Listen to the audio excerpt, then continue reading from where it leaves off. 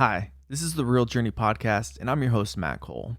In this episode, I sit down with a local business owner who became paralyzed for over a year from a flu shot vaccine.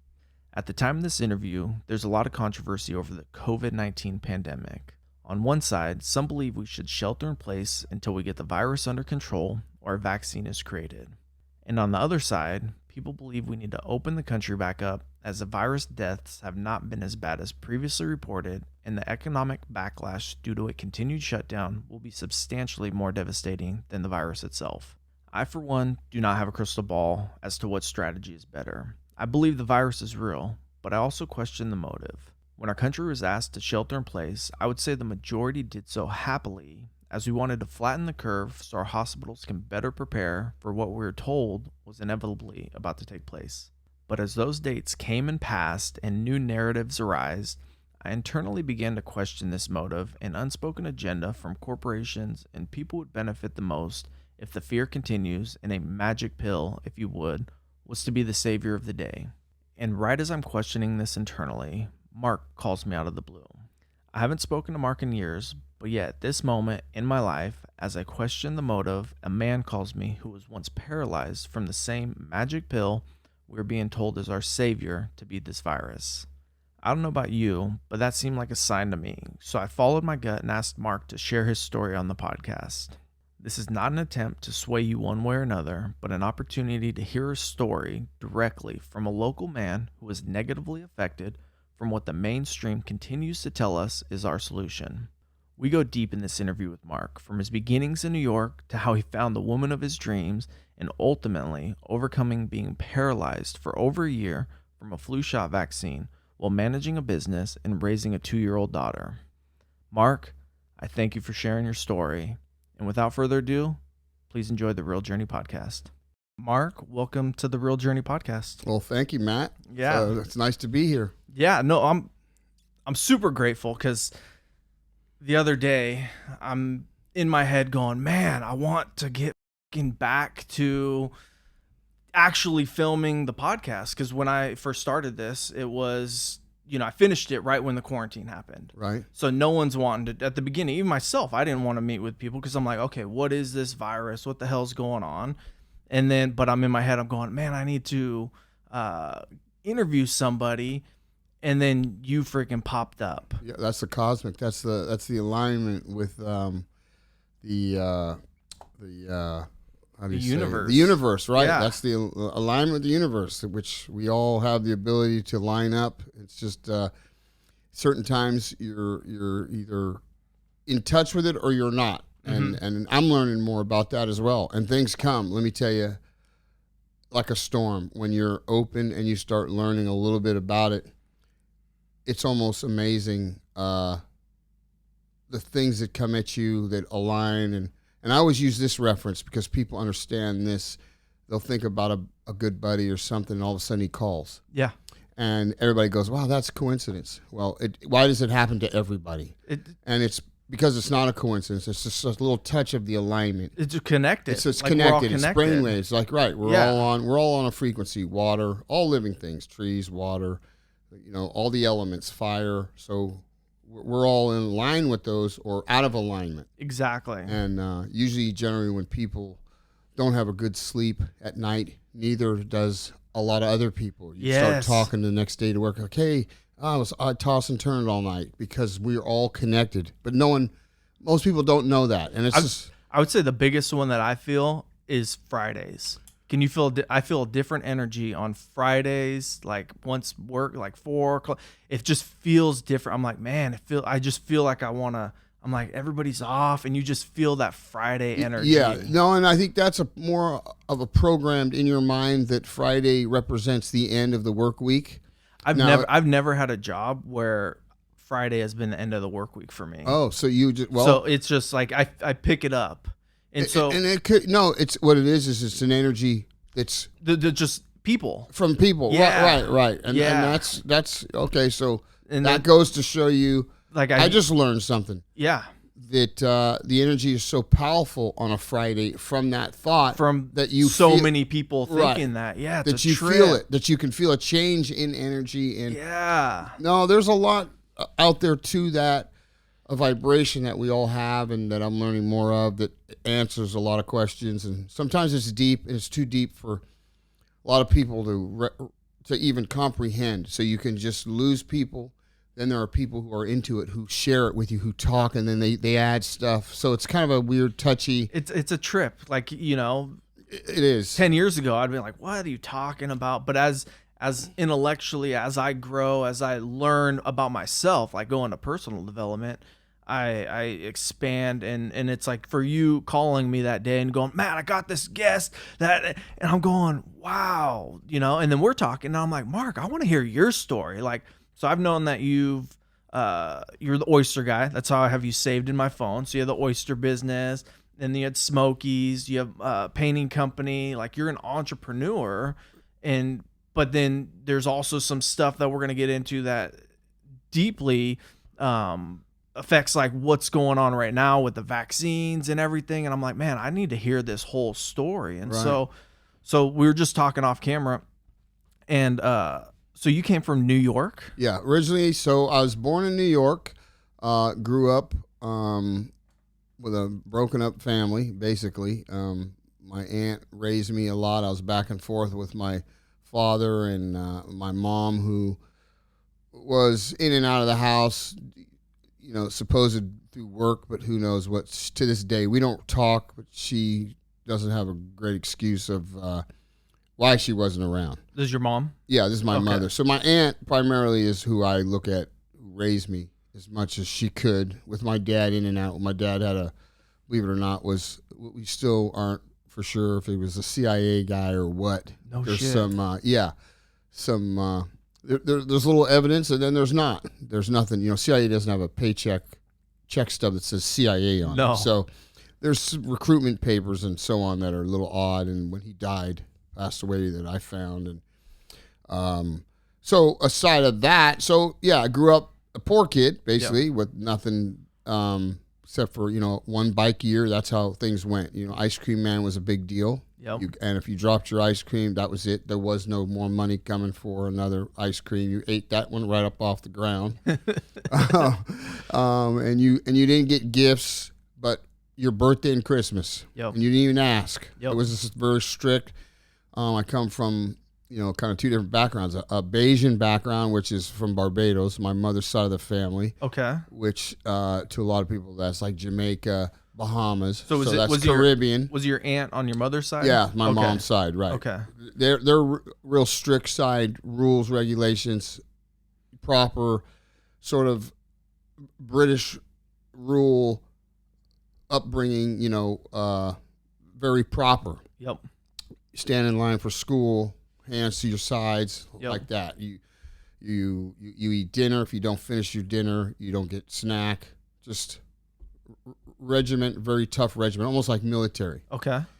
And so then on my father's side was Filipino, Irish, Czech side, which is everybody was strict back then. So beatings were common. That was just from New York. Yeah. That you weren't when you got, you know, spanked in a store or in front of, nobody paid attention. It was no big deal. That was the norm. That was the norm. That was no one even batted an eye. A guy could raise his kid up with one arm and beat the crap out of it. You go to prison for that nowadays. Well, now people telling you, and they call it child abuse and this and that. And I honestly, I look back and I am not resentful of any of the beatings I got. Matter of fact, I got away with more shit.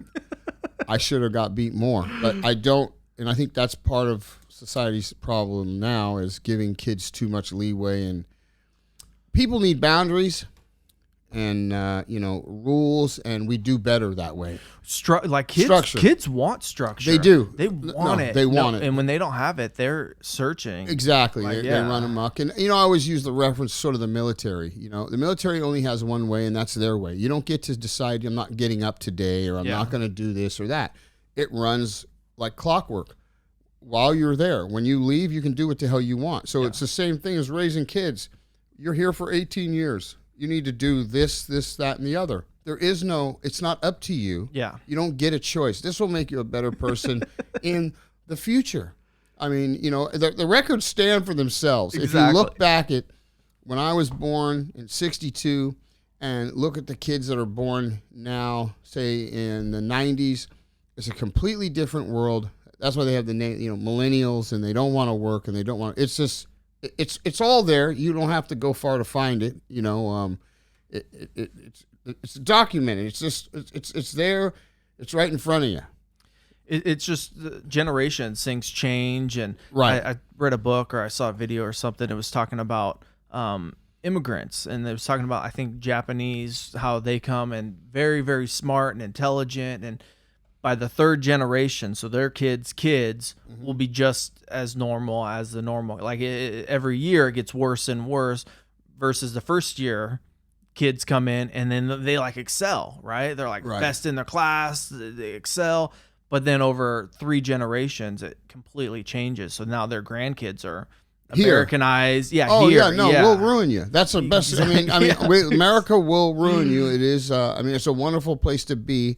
But as I get older and I look around, and you look at the different countries and how they were raised or what they did in their diets. I mean, how do we go to?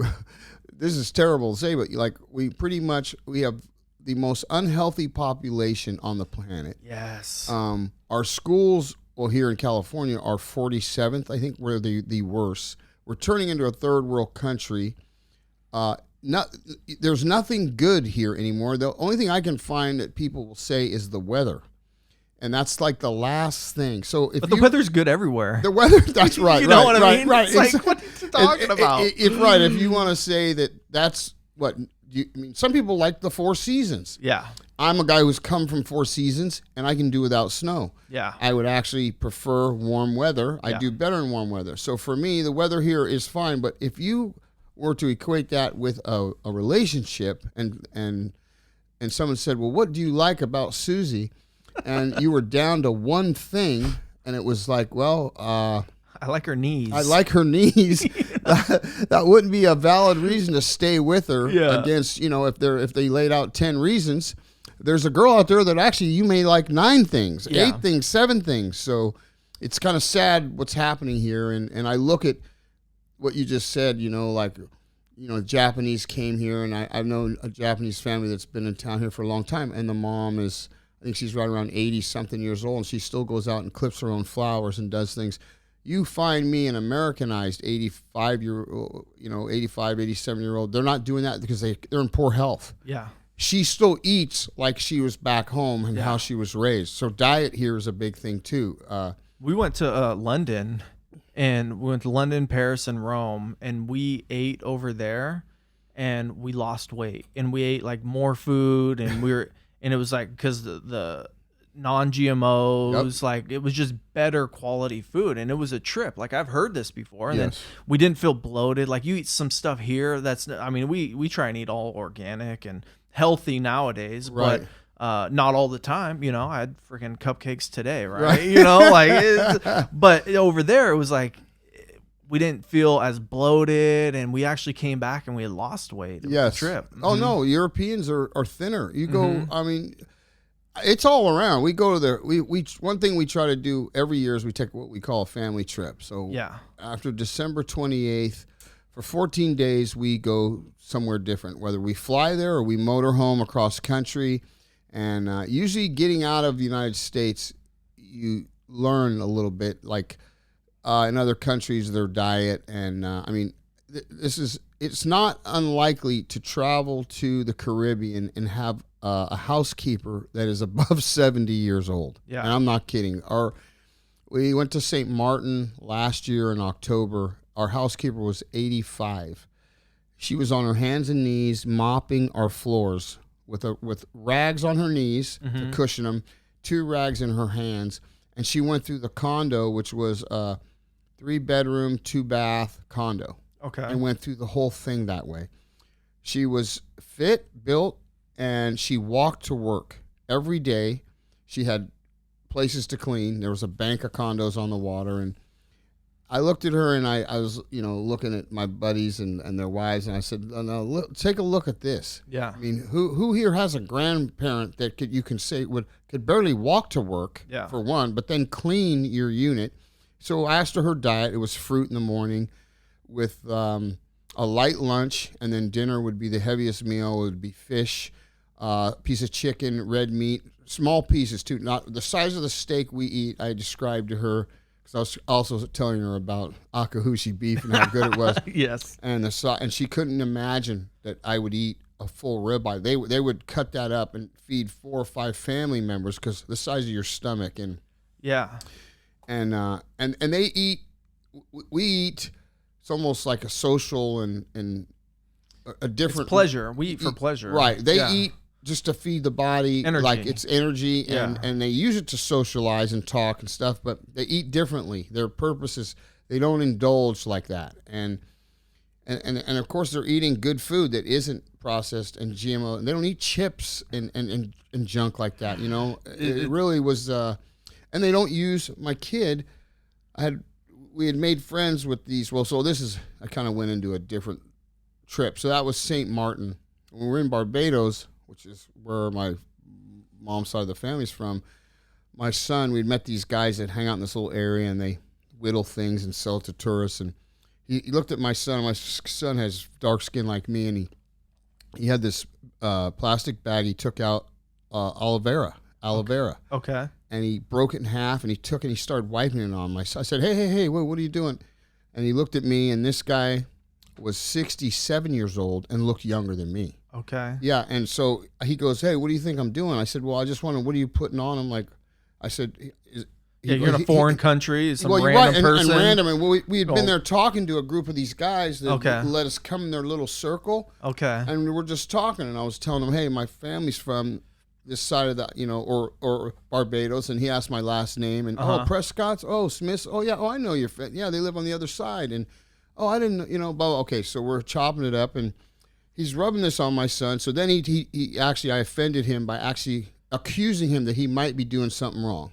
So, and that's just our human nature for here. Sure, yeah. Over there, my son could walk around all night and never get messed with. They don't even have sex crimes, child abduction over there. It doesn't exist. It's just the mentality of the people. And for some to think that he would hurt him was even something just above and beyond. What a trip, yeah. So he puts this aloe vera on my son. They don't use sunscreen. It's poison, he said. Which I've never used it either. I've always had this just natural instinct. Certain things I just have this, call it, you get a vibe. Yep. And of course now you're hearing Hawaii's banning it because it's not allowing the coral reef to grow back. They realized it was affecting. Oh yeah, you can look that up. I didn't know that. Legit. Yeah, they won't sell it in the stores there, and because people would put it on and get in the ocean, and they get in the ocean. There's actually some views of where they're drone views or something of a beach in front of hotels, and then you can see the milkiness you can of see like the slick of all these people in the water, and there's a slick, like an oil like slick. an oil, yeah. And that is where they're all got sunscreen on here, and over here there's breakwater, and on this side of it the water's completely different. Weird. So I never even thought of that. All the products. I mean, the funny thing is we have there's a product here that grows naturally for every symptom and every situation we have. Yeah. Coconut oil. My wife has psoriasis. She'll put some on her psoriasis. It'll go away. It's antibacteria. Coconut oil has so many benefits. Yeah. Put it in your hair. Yep. Use it for cold sores. Yep. Use it on your skin. It's everything. It's a lubricant. It's once again a natural product. So here we're trained. You got to buy everything. Yeah. And in other places, it's a different. Different culture. It's a different culture, and they're more into what's natural. And the farther you go out there, the less they have, and the better off they're doing. It's just where you would land in a place where you'd think, what? There's not even a car on this island. I wouldn't want to be here. They're riding their bikes around, and the guy that's riding up to you is 101, and you'd have no idea. And he's fine and happy, and he's eating fish, and they don't need stores, and they don't need a Macy's, and they're living and abundance is. Do you think people right now during the quarantine some are realizing that? Yeah, I think this is a reset. I think this is working out for a lot of people. For some people, they're just unhappy and miserable. But there's a good part of this, I believe. we're seeing a lot of people are working remotely through video, Zoom. It's like, oh, I don't have to drive. I don't have to do an hour commute each way. I can actually do this. The job's still getting done. People are spending more time at home with their families. Like, yes, there's a lot of benefits, which too. It is a great benefit. And I get mixed up even in thinking about it at times because we're so used to a certain way. Go. No, right. Yeah, the go way. sure. The Caribbean way and the European in some European places is more relaxed. We're one of the only countries that doesn't take a nap. Okay. Everybody else takes a like nap. Spain shuts down for 4 hours or something. Right. Mexico, midday. siesta. Okay. Jamaica, Barbados, Bahamas, they all have rum time where you can literally, it's like 10, 11 o'clock and you stop and you have a shot of rum because they're big on rum. Relax you. And so we're trained here, go. And then when we hit this mode, it feels odd. And sometimes I forget and get caught up, and I've like double standard. I'm like, oh, we need to be working, we need to be this and that. When I get to Florida, I'm back in a mode like, hey, this is the way it is. You got to slow down. You actually because you forget. You just bought a house in Florida. Yeah, we just bought a house in Florida, and one of the reasons is everybody's getting out of California. As many people that Well, let's take it back. When you were in New York, what brought you to California? So my father brought me out here with my stepmother. The reason they left, I think my stepmother was the reason, actually. Okay. Was just New York was too rough for her, and she was from out here, Fresno area, and my dad had come out here and visited, and then probably just thought this was a better move. I was getting into trouble back there anyway. I was 14. Okay, so you came to California when you were 14. To Napa or to where? Napa, yeah. Came to Napa. So they moved to Napa. Yeah, they moved to Napa. It was my first place out here. Hated it. Okay. It was a lot different back then, though. Orchard fields, and prune orchards, and all that stuff. Prune orchards, more flooded every day or every year. Well, we didn't.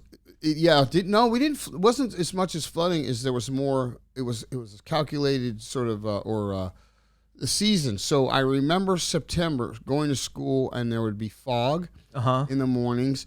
It would rain a certain time of year would start, and it rained consistently with 2 or 3 days dry and then rain, and you could count on the weather to be a certain pattern. So coming from New York, that was a lot different to you. Ours, we had the same thing, but it was different. We had snow. We had fall, spring, summer. Yeah. Here, whereas now the rain, there's been a change in the consistency of how the weather is. Yes. And I don't see the fog that we used to see in the morning going to school. So that's the difference. I don't know what's changed that way, but that was a big deal. I came from out Monticello Roadway. Okay. So I lived out Silverado, actually, which was another, people are always like, wow, you went from the ghetto to sort of Silverado Country Club. And so my dad was in part ownership with a security company. It's crazy before we go out, the fog, right? Yeah. Talking about you don't see.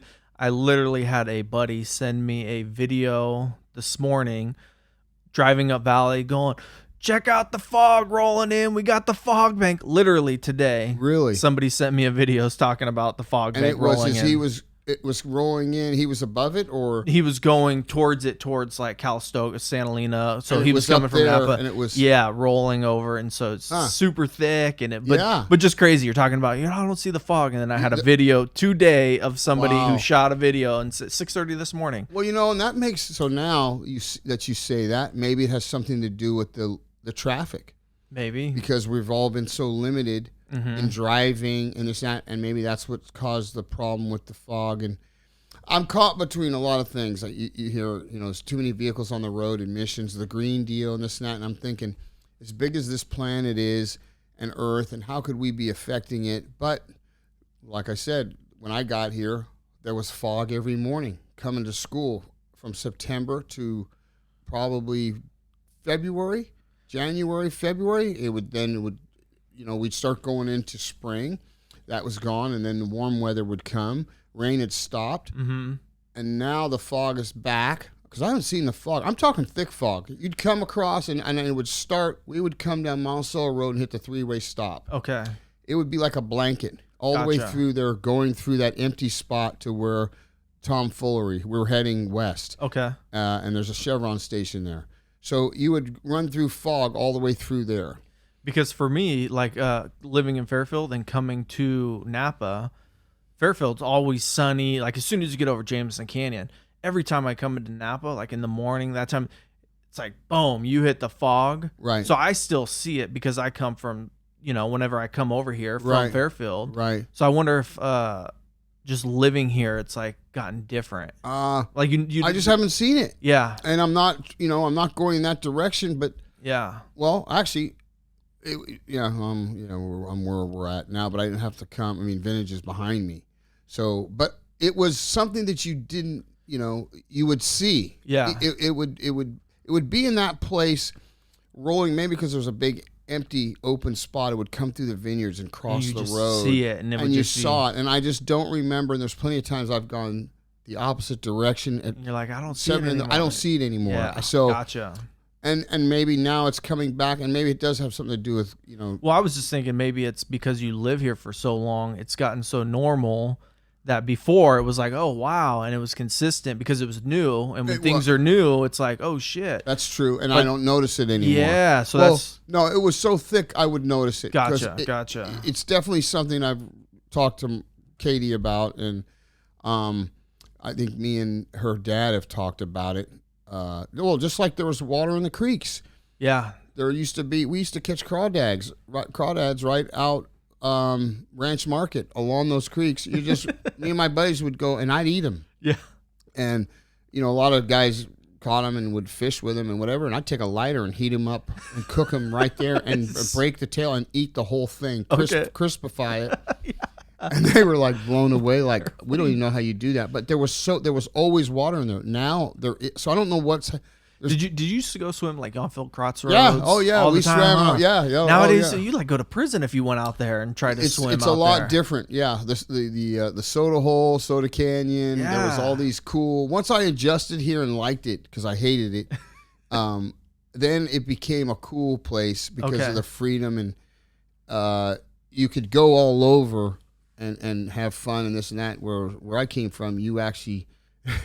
It was like a war zone, like going to different neighborhoods, groups of people. Like you could get your bike stolen if you went too far away from your sort of neighborhood, and you were 2 to 3 neighborhoods away. There was a chance you'd get your bike taken from you on the way back or there. Like someone stop you and be like, no, it'd that's be a my group bike. of guys, and they would just know that they'd never seen you. And you would have a look that that's not your area, and you could get your bike taken from you. Okay. So you'd pedal your ass off out and get away. Gotcha. And so that's how it was. It was so just coming from there to Napa, that's a world difference. Oh, you go, yeah. The only difference coming here was the different. It was primarily, you had more sort of Caucasian people here with a few Orientals, and then most people of color were from American Canyon Rancho area. So people didn't know where I was from. They thought I was Rancho, and then they would, it created a lot of beefs once they realized, okay, you're not Rancho. Well, you're New York, then you're completely separate.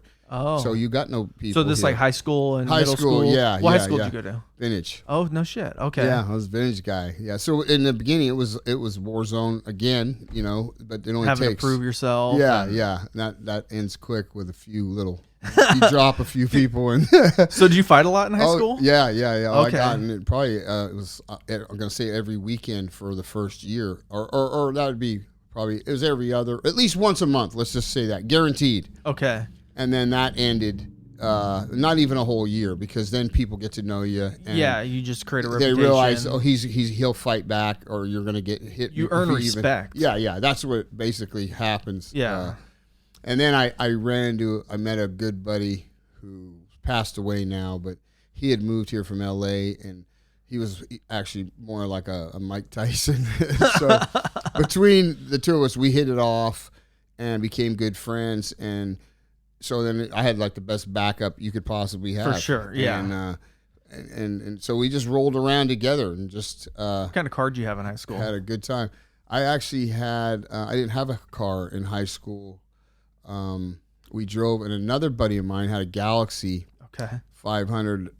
Big old car. A big old boat. Yeah. That he had mow signs over and.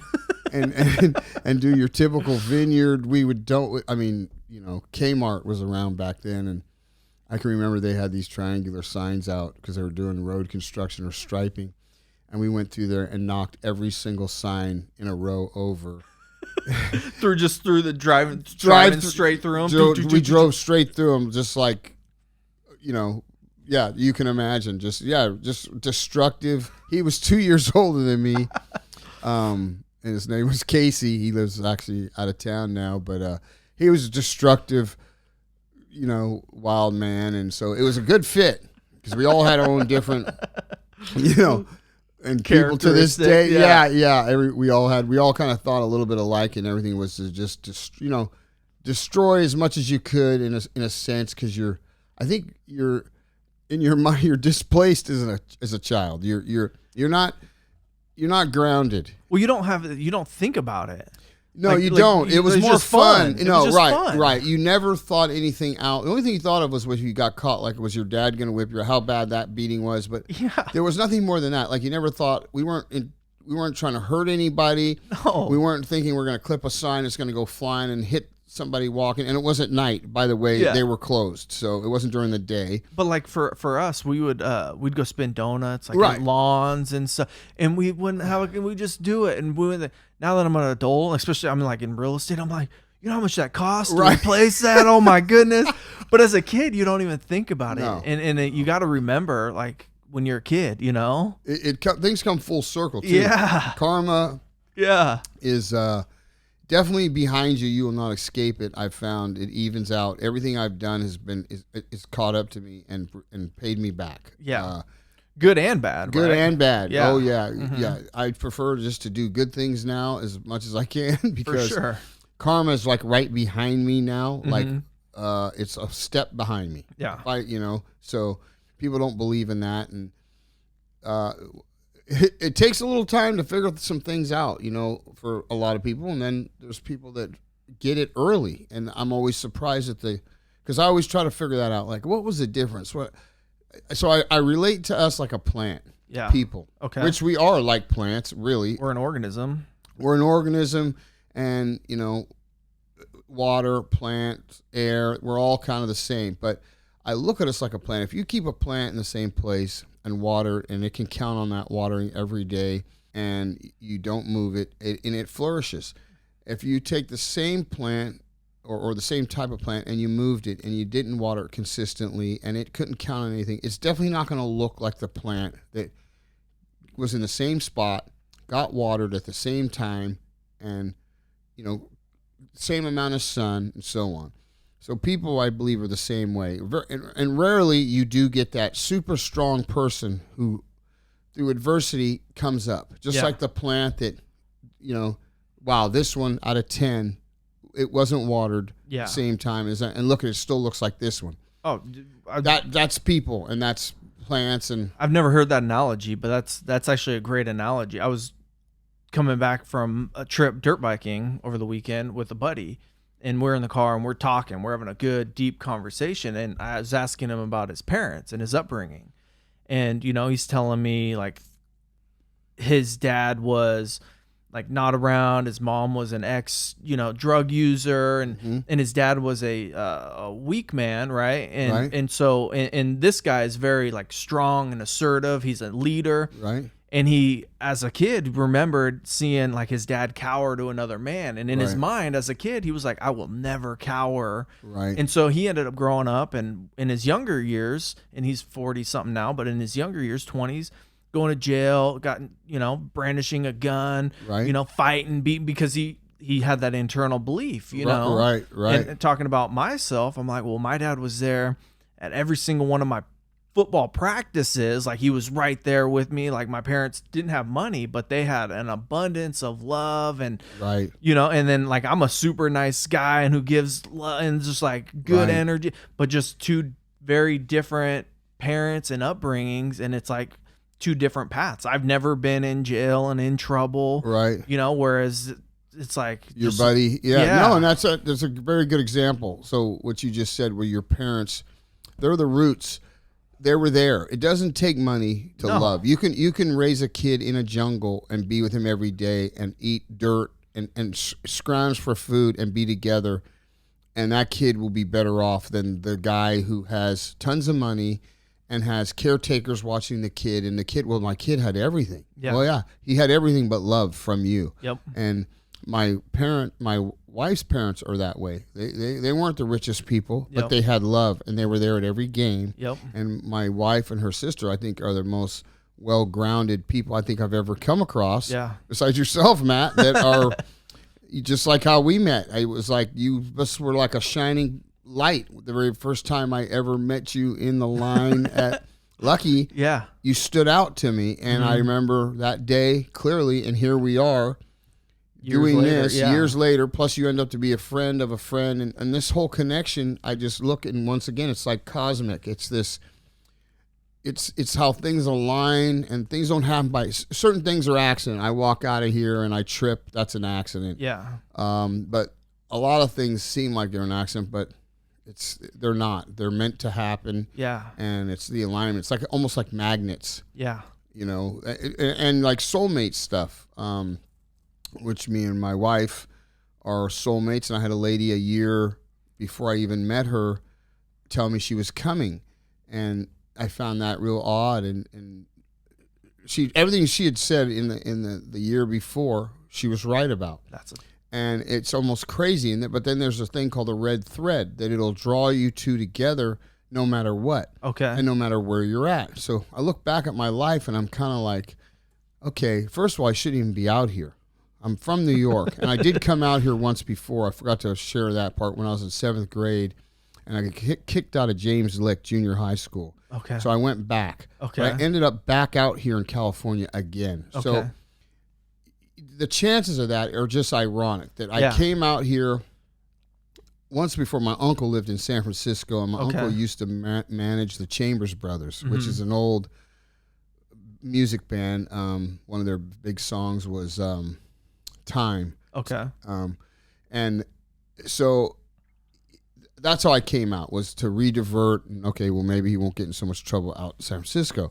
Well, that didn't happen. So 3 months of that, and I'm kicked out of one of the worst junior high schools in the Mission District in San Francisco. So probably a good thing. It was, it was, because I was on if you would have stayed that path, because that's either things right.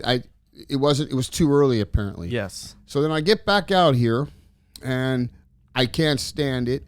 And then at some point I get through that, and then I do like it. And then I meet a gal here that becomes my high school girlfriend. One of those things where I saw her in high school and fell in love with her. And I said, I got to have that girl. And took about almost a year or less before she recognized me, and then she ran away with me. Okay. And so we run away together, and then we come back, and we end up, being together like 8 years. And trying to think, I almost lost where I was going with this story. Was so the funny thing is now the soulmate part of this story is I'm around the red thread that's supposed to draw you together, and I've done this own comparison. People that are usually together and through odd circumstances or end up, it's been the best thing they've ever come across. I find that they've circled each other also. Okay. I do my own sort of like little interviewing, and that's, I lived on her street that her grandma and she went to elementary school on, which was West Park. My best friend lived on Yellowstone, which her parents lived on Sequoia, which is off of Yellowstone. Yep. And we circled each other. I worked at Kaiser Steel. Her dad worked at Kaiser. Her uncles, which are the Walmsleys, I was around them as well. Like, I've been around her since she's born. Okay. So it's just ironic to me. Then I meet her. She's 21. I'm 38. Okay. And a buddy of mine likes her friend and wants to, hang out with her, and ask me if I want to hang out with the girlfriend. I'm kind of like, well, she's too young. Yeah. And I don't want anything to do with her, even though I've been told that my soulmate is coming, make room for her, and I don't realize it's her. So the first girl that went... Yeah, the high school sweetheart girl got away from me, thank God, because I was just terrible for her. Yes. And she was a great gal. It just...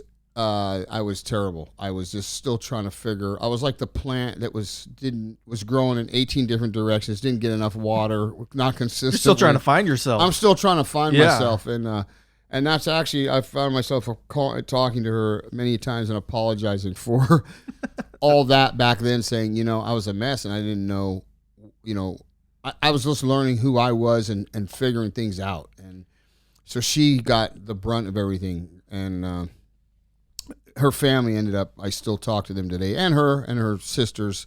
And her dad was a great inspiration to me. He tried to help me way back, and things came back around later. And I would think of things he'd said, and he was right about manifesting things. And most people don't realize, but anything that you really want, if you just put your head down and strive to get it, you get it. And people don't ever realize that. They don't realize even what little they have. There was a time where they wanted that, and they got that.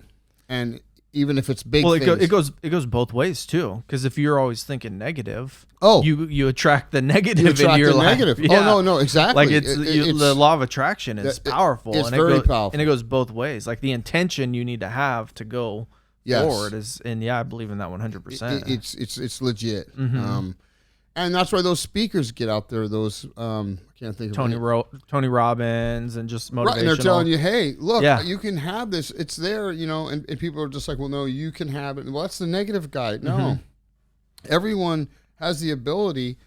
And I look at some of these guys that have come back from wars and like both legs are blown off and an arm, and they've got one eye, and they've pieced themselves sort of back together, and now they're running these marathons and different things, or the things that they're doing with pieces left, artificial parts, and it's just the human body and the mind and everything is amazing. The mind. Well, it's the mind, and that's what you just gotta believe, and so you and Kit, you went on that date. So we go on that date, yeah, and it was magical. It was just like in the comic books where it shows two people together and there's this little cloud of weirdness above. Okay. And that's exactly what that date was. I'll never forget it. First, I didn't want to go through with it. And when my buddy's famous last words were, sometimes you got to take one for the team. Oh, no. And when a guy says that to you, you're like, it puts you all in. All right, bro, I'll go. Yeah. And that was my thing. Was she was cute, but she was just young. And I was thinking, I don't need, my attitude was, I don't want to be babysitting this, And I was so cocky, I thought, I don't need her to be fall in love with she's me. She's babysitting you. Yeah, right. That's what ended up happening. So we go on our first date. We ride to Hollister on a 4th of July. And I can remember it clearly this day. They pulled up. First of all, I was hoping they were late. They get there 15 minutes early.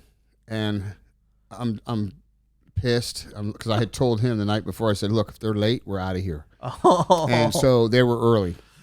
So because it was meant to be. There was no way, even had we missed that weekend, because there was a lot leading up to that.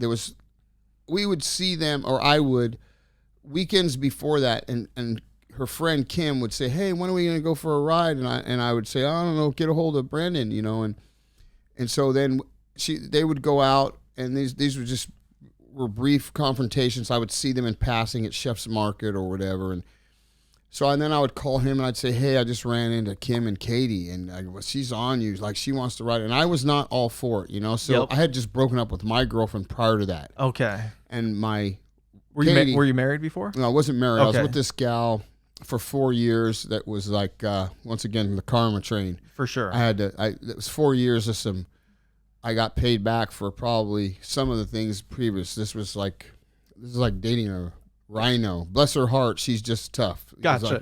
So, which we are still friends to this day. Good. As well. But so you guys go to Hollister. Yeah, so we go to Hollister, and they show up at the house early. Okay, so we load up and we ride. And we get to Hollister and we park. You're riding street bikes, right? We're riding, Harleys. Yeah. Okay. And so we get there, and there's about 6 other guys with us too, and they're with their wives or girlfriends, and they looked at us as like, oh, look at these, because they're young, Okay. They're the youngest girls in the group. Okay. And so anyway, we get down there.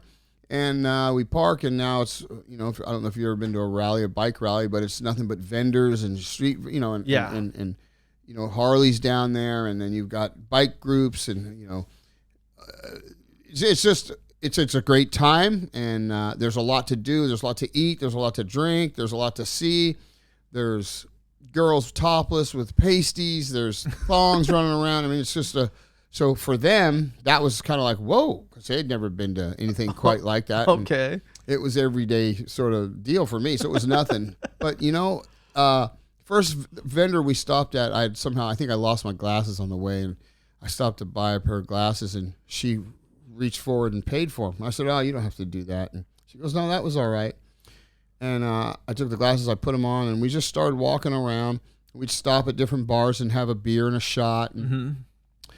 And that was kind of the start. And then we just went through that whole day, and it was just different.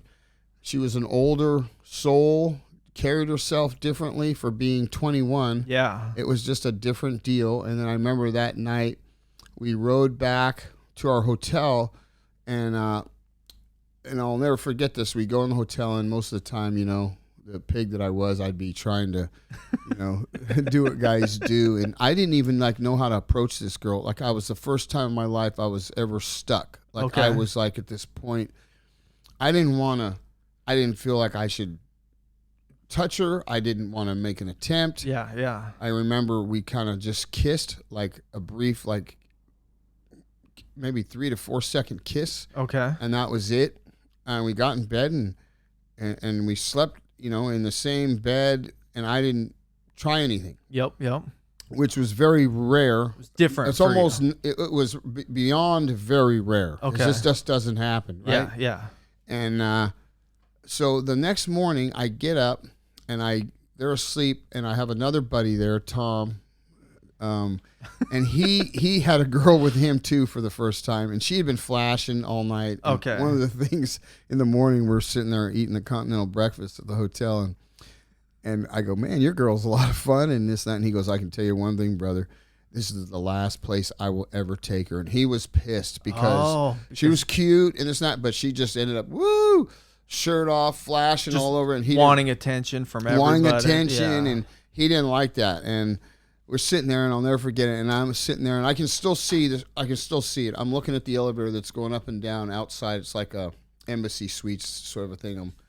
And he goes, and he said, "What about your girl?" And I go, I don't know. There's something different about her. And he goes, "Oh, you're just gonna hit it and quit it." And I said, "No, Tom, I don't think so." I go, "This girl, there's just something different about her." Yeah.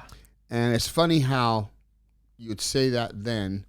I don't even know her. I just spent 24 hours with her, basically. A day.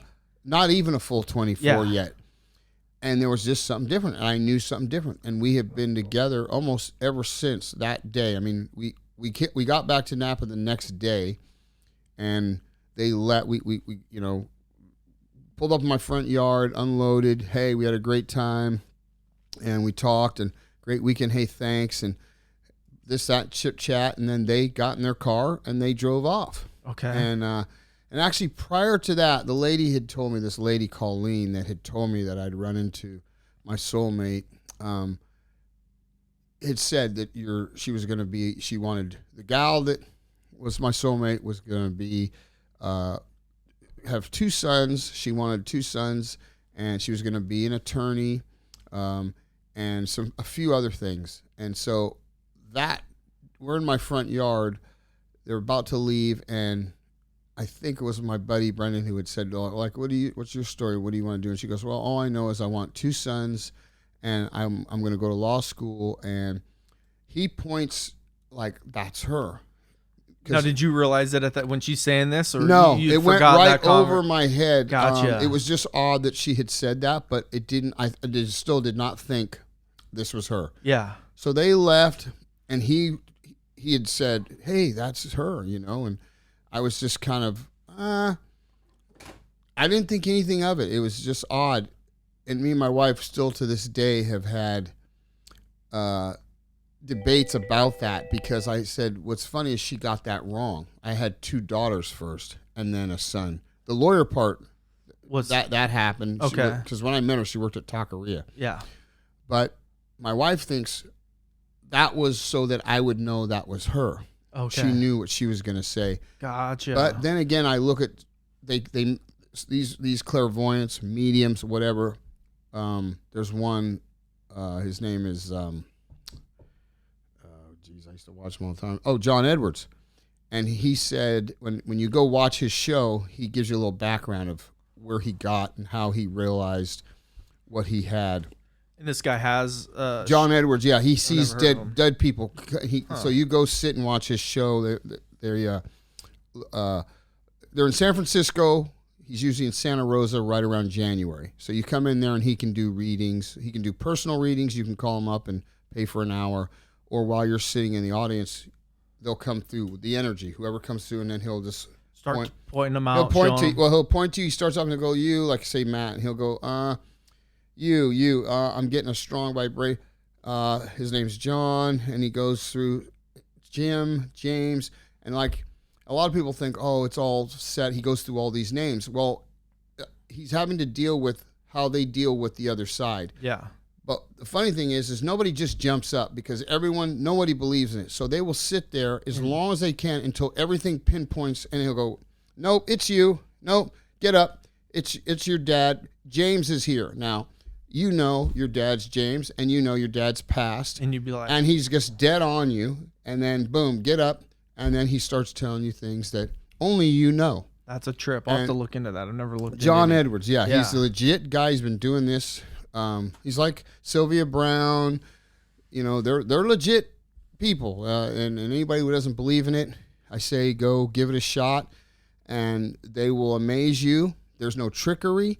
They'll tell you things only you, and on purpose. Yeah. They give messages that only the person who's passed and on purpose. They're not general things like, oh, anything could have been blue. No, it's weird stuff like, did your TV fall off the counter yesterday when you turned and walked through and went through the dining room?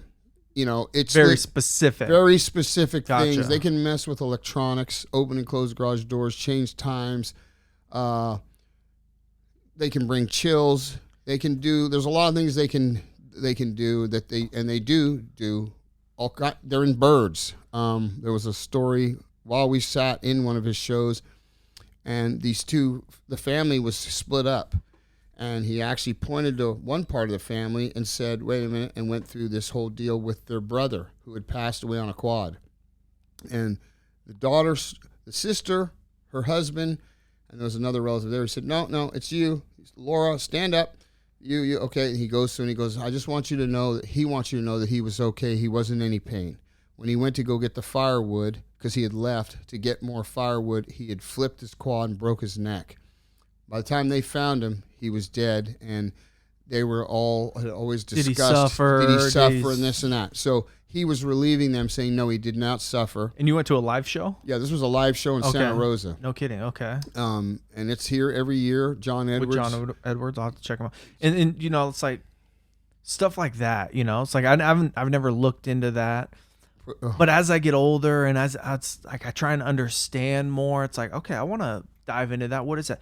Because I always go back, and 100 years ago, if you were to tell people, oh, they're going to have video cameras and there's going to be wireless connections that you'd go, this is fucking hocus pocus bullshit. Right. You know what I mean? Right. But it's like, no, it's just an energy, like Wi-Fi is an energy frequency that's tapped into, that electronics tap into. Right. So why can't humans tap into that? You know what I mean? No, we can, and we have been, and just like your energy, we've never been put out. Yeah. You've been here. We have been here. Your body, and this is now my belief. I mean, obviously, I'm not no science background or anything like that. I'm connected with some people that are in that realm and have explained to me how things are, and that your energy has been, it's eternal. Yeah. So your energy's in a vehicle right now. Yeah. And it was in a different vehicle at a lifetime before, and a lifetime before that. Yeah. And I actually have something on my phone interesting. I'll show you, Matt, which is how your thumb lines up with the tree rings on a tree. Oh. They look identical. So each part of your body, the placenta, and your lungs, the branches that are off your lungs are just like streams, and how life, every part of your body lines up with nature. Have you seen the time lapse of the video from the space station looking down at the Earth, going through the seasons where it looks like the Earth is breathing? No, I haven't seen that, but I don't doubt that. Well, it's like with the clouds, like they'll come in and they'll come out, and they'll come in and come out. Oh, it's a trip. Yeah. No, all that is we can go further. I mean, well, it's like it's living. Like the living. Earth is something. You know, we what are. I mean? Yeah, we are living. Just it's funny how the scales, they go back to the beginning of time, right? The balance of life. There is a balance, and with every action, there is a reaction. There is no one action. So you can if you just wave your hand, well, you've waved your hand and you've pushed air. So there's no one action. There's up, there's down, there's good and bad. Yeah. Okay, so that being said, I lost myself. That happens once in a while. Well, just we're all energy. We're all energy. Yeah, exactly. Right. So that's with that energy, you could have been possibly a tree at one time in your life, which sounds really crazy, but trees are alive. Grass is alive. We're all made up, in a sense, of the same components. Trees talk to trees underground. Water flows. We're made up of water. Yeah. And then there's the whole people that have combusted. And there's cases of this, and nobody can figure out what happens to these people that are sitting on their couch at home, and they just lit on fire, and they've burned right in their place and turned to ash. What do you mean? Like self-combustionated. Yeah, that's pretty interesting, right? Because that's the fire part of us. Yeah. It's rare. It's not something that happens, but they cannot figure out how it happens. They like to blame it on a cigarette, this, that, and the other, and I can't tell you what it is either, except for now for me, it's just one of the four elements. You've got wind, fire, air, water. I go, okay, so that's one of the elements that, how does that happen? Yeah. Your body can actually generate and can turn, and they disintegrate. I mean, to burn a body, you're in a fire, most of the time your house fire is, I think, 11 to 1,300 degrees. A guy will burn to ash in a spot. It'll burn through the couch. And nothing else burns. Nothing else burned around it but him right there. So he burned hotter than 11, 12, 1,300 degrees. Yeah. He got to a temperature of incineration. Yeah. And they can't figure it out. And I'll have to look into that. So that is a trip. So, and I like looking into like different awkward, weird, like, what is that? And it just takes you deeper and deeper. One thing I've noticed, which is, gets a little crazy, is the deeper you go with this and the more of an understanding you have, or the more things start coming your way. Yeah. And I saw the change in my own life. I used to kill everything, right? Any bug, step on it, fly, flick, this, anything. Where in the last 10 years, all of a sudden, everything changed slowly, and I stopped killing things. Yeah. And I realized that there was a reason for everything that needed to be here. Now, have I still killed some things here and there? Yeah. Just out of the sake, my wife, there's a spider get that. I'll whap and get it. But I used to be more destructive in sort of. You'd get pleasure out of killing that spider. Well, now you're like, sorry, guy, but you shouldn't have been here with my wife. Exactly. And right. Same way. Yeah. Yeah. So things do change, and you look at nature differently, and trees and different things, and you appreciate living things more. And, and yeah, could it be you're getting older? Sure. But I think it's quicker for some people. Like I have, my son, for instance, is much more sensitive than I ever was at his age. And he doesn't want to kill everything. Yeah.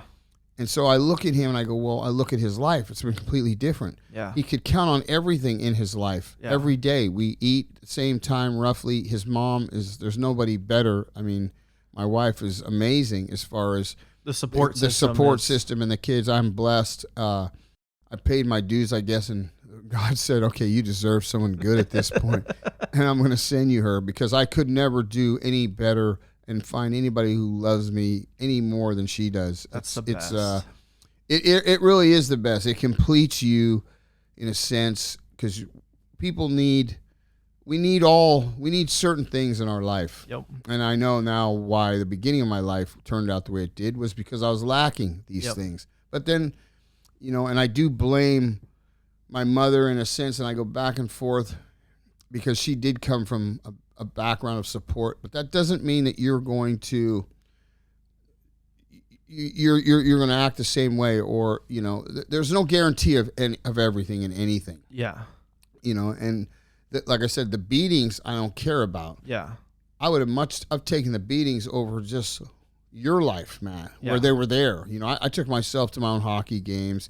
Every sport that I was ever enrolled in, I was always told, man, you could be a star, but you just don't show up. Yeah. Because I couldn't get there. Gotcha. Because I had to do it on my own, or I would get into battles with people over, for no reason, to just sort of destructiveness because their parents were there, mine weren't, and it was just attention, and I had all these things going on that, looking back, that's the reason, right? Yeah. Yep. And my kids are completely different.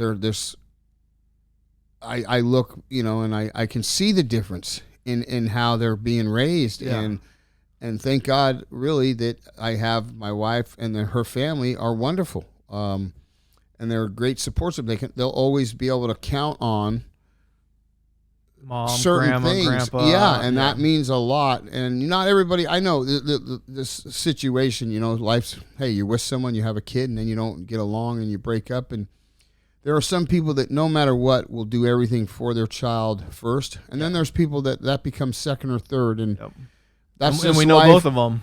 And we right, and there's nothing you can do to change that. That's just life, and that's we can only control ourselves. Exactly, and there's no training. Right. You can educate people, but you can't educate everybody, and that's what makes up this world. Is just a bunch of different people and a bunch of different cycles and things, and And so when you met Katie, like, what were you doing business wise at that time? Business wise, I just left. I started my own business right before I decided to go on my own. I worked for Proline Builders as a carpenter, and I was just actually I left them and I went and I worked for a buddy of mine, Rick, in Guerneville, and we remodeled a hotel over there, and that's when I had time, and life was changing, sort of. Okay. I got rid of the girl that was in my life prior, who was more destructive, and I ended up being, it was like a mirror image of me with some. That's why I said karma and what was happening. I got to see what I was actually like, and it was in a girl. Okay. And so I always get paid back this way. Yep, it's life, yeah. Yeah, it was life, and it was like, oh, wow, this is what girls have had to deal with me. I have this happening to me with this girl. Okay. And so that had to happen. It had to happen with me to show me, here I am, I'm home raising her kid and my own kid while she's out, and I don't know where she's at. And that was me. Gotcha. I would just bounce and go have fun and do what I wanted. Gotcha. I was a cheater. I cheated, and I for whatever reason, there was no love or nothing. It was I think to complete something that was never completed, or to fulfill a glass that never got fulfilled. Yeah. Because it never did. Enough was never enough. Yeah. It never got there, So now I'm on my own. You were always searching for more. Thought that maybe that was the answer. And believe me, I had my share out there, and it was never. It was like having a bag of chips that was endless. It never worked. I just thought, God, if I could get that big bag, it would. And then once I opened the big bag and it was endless, and it still never fulfilled me like one gal could fulfill me. Yeah. Once my heart was filled, it was a whole different meaning, and it changed my life definitely. And I was ready. Yeah. I had made up my mind. Like, it just was. It fills your heart. There's a certain person. You know what I'm talking about. I'm fortunate that I didn't have the other side of what you had. Mari was my high school sweetheart. We met when I was 17, and we've been together ever since. And there's been nothing. We've never skipped a beat. Right. Never. Right. Two Never. hearts just We just connected. And you know, I wish, yeah, I had one, yeah. Looking back, I know my high school girlfriend would probably say, well, if you would have just Not been a dick. Yeah. But then I look back and it wasn't meant to be. And I've apologized for that, and it wasn't meant to be. No. It was not. I was not ready for her and ready for that. And to this day, we keep in touch a little. Or you have to align with someone that is just everything works, and you're on the same path perfectly. Yeah. Mm-hmm.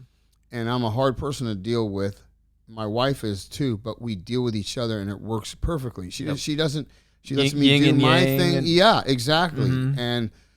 And it just would not have worked the other way. Yep. As sorry as I am, because as much as this gal loved me, and I did love her, but it just wasn't that. It wasn't aligned the way it was supposed to be. And also I've been told that things, you know, you're where you are and you're where you're supposed to be. You don't miss, and I tell people this, you'll never miss the turn. Yeah. You know, you are where you're supposed to be on time, always. We don't know it. We don't think it. It's the way it is. Things get you there. They align, just like me and Katie. Bounced off of each other for 3 to 4 months prior, and we finally hook up. And here we were circling each other. I mean, she worked at Taqueria for 8 years, and I lived up the street from her, and I ate at Via Corona across town and not down the street from me where she was.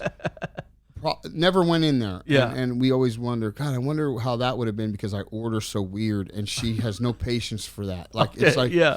She would say, what's your order to whoever? She takes it down. I call her Fast and Furious, for short. And she, would she have hated me? Like, oh, here's this guy again who's got to, like, no cheese, but put this in shrimp, no sour cream, put that on the side, it's that and the other.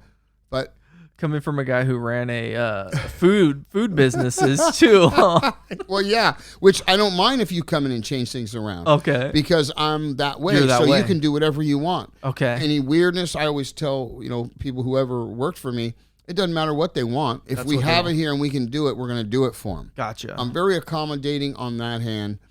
I can be an asshole on others, but when it comes to the way I like things, I understand that. Okay. And so, that's, one of those things. I'm not a hypocrite. And so you were a contractor working in Guerneville. So I'm in Guerneville. Is that for Rick and Brad? Yeah. So that was, Rick and Brad bought this resort. And he told me about that. We went over there. That was a great time. It was a mixture of me, a guy named Ron, and actually George, who's with them, and Francisco, who does all the land. So we were all over there, living there. And it was a great time because we worked all day. And then at the end, we'd cook dinner and we would drink and we would tell stories and have fun. And it was one of the times in my life I'll never forget. Okay. And it was almost like war, or being in the service and going to war or something, because it was completely different. You were away from where you were. Yeah. You were with different guys. Yeah. And you came together and you did different things that you hadn't done and you weren't used to. And on the weekends, Friday, we'd bounce and come back home. Okay. But during the week, we were there, and we became a family. Yeah. And then that's when I met Katie. Okay. And then after that, Katie and I think we were over there 3 or 4 months, and it was right around August. And her and I took like a 4-week road trip. Like, we left here and we went down south, and then we went to Las Vegas, and we just kind of went on this road. I remember Pismo Beach first, and I had a van, and we put a mattress in it and a bed, and camping equipment, and I took all my tools out of it, and we got in the van and we just headed out, me and her, and that was another thing. Here we were driving. I can remember talking about just getting to know. Just talking. We were just talking, flowing, and right? I could talk to her endlessly. It was the weirdest, oddest. I still to this day, it blows me away, because my best friend was a guy, and that's how I thought my life would be, was always with a guy. Like, yep. road dog, and this is who. And girls are, I They're already just a part of it. They were just a part of it, right? And I'd already had a daughter, which with a gal that I probably should have never been with. I mean, obviously, things happen for a reason. So I was supposed to have this child, obviously. Yeah. But we couldn't even get a plant to grow in our house. The energy was so vile. Okay. And I look back and I go, yeah, it was just negative, terrible energy between the two. I was a cheater. I was out. It was just a mess. We have a child. I didn't want the child at the time. She, I think, wanted it, thinking it would bring us closer together. I left for the weekend, came back, and I said, okay, I'm in it with you. And, I guess I'm not going to have a child be raised the way I was. Yes. So I'm here. And so that I had a child, Fendi. And it was just once her and I split up, which was literally it blew apart within 2 years of Fendi being born. And then her main objective through her family was to gain control so that you can get child support and you call all the shots. Oh. So that was their angle. And I'm more of the kind of guy that wants it even Steven. Yeah. And I don't mind paying, but that wasn't going to happen. So then that became the fight. Okay. And they were also tried to bash me, and that's their angle is, they grow love through material things. And mine was just, I didn't have anything. I was just a regular guy who worked, saved money, hustled things, all kinds of things on the side. I mean, and saved money and was selling cable to my neighbor, on a splitter, and rented rooms out in my house. And I did anything I could to make extra money, put it aside. I always had vision to do more than this. And I had nothing, no way it was going to come. Yes. I didn't have any help. There was no family here that was going to give me anything. It was on you. So it was on me. So, which is another, part of my belief is you got to be hungry. You got to. And if you think and I don't got to do anything, like one day I'm going to inherit all this shit. There's no drive in you. And you ain't going to get, And more likely something happens at the end. And it actually happened. It's a whole nother story. And it's amazing because since I met that person, and I won't say names, all he talked about was when his dad died, how loaded he would be. It ended up his dad died, left most of the money to animal rescue places and family, and he didn't get a dime. And that's all I ever heard out of him since way back when my daughter was even before she was born. And it just goes to show you, he counted on that his whole life. And it was there. Mm-hmm. There was tons of money. Yeah. He didn't get a dime of it. Because he didn't deserve a dime of it. No. And I would say no, actually. I mean, their family dynamics were odd, but you got to be careful what you wish for and how it comes, or, it just, I'll never forget that, because I used to think, well, one day he's not going to have to worry. Yeah. And his dad owned a lot of shit everywhere, through every state, and property that he had accumulated over the years, probably just generating income. And he had to fight to get a little piece, and they gave him a little piece just to get him to go away, and they felt bad for him. And this was the other family members who are not even direct family members, who just decided, here's a little bit.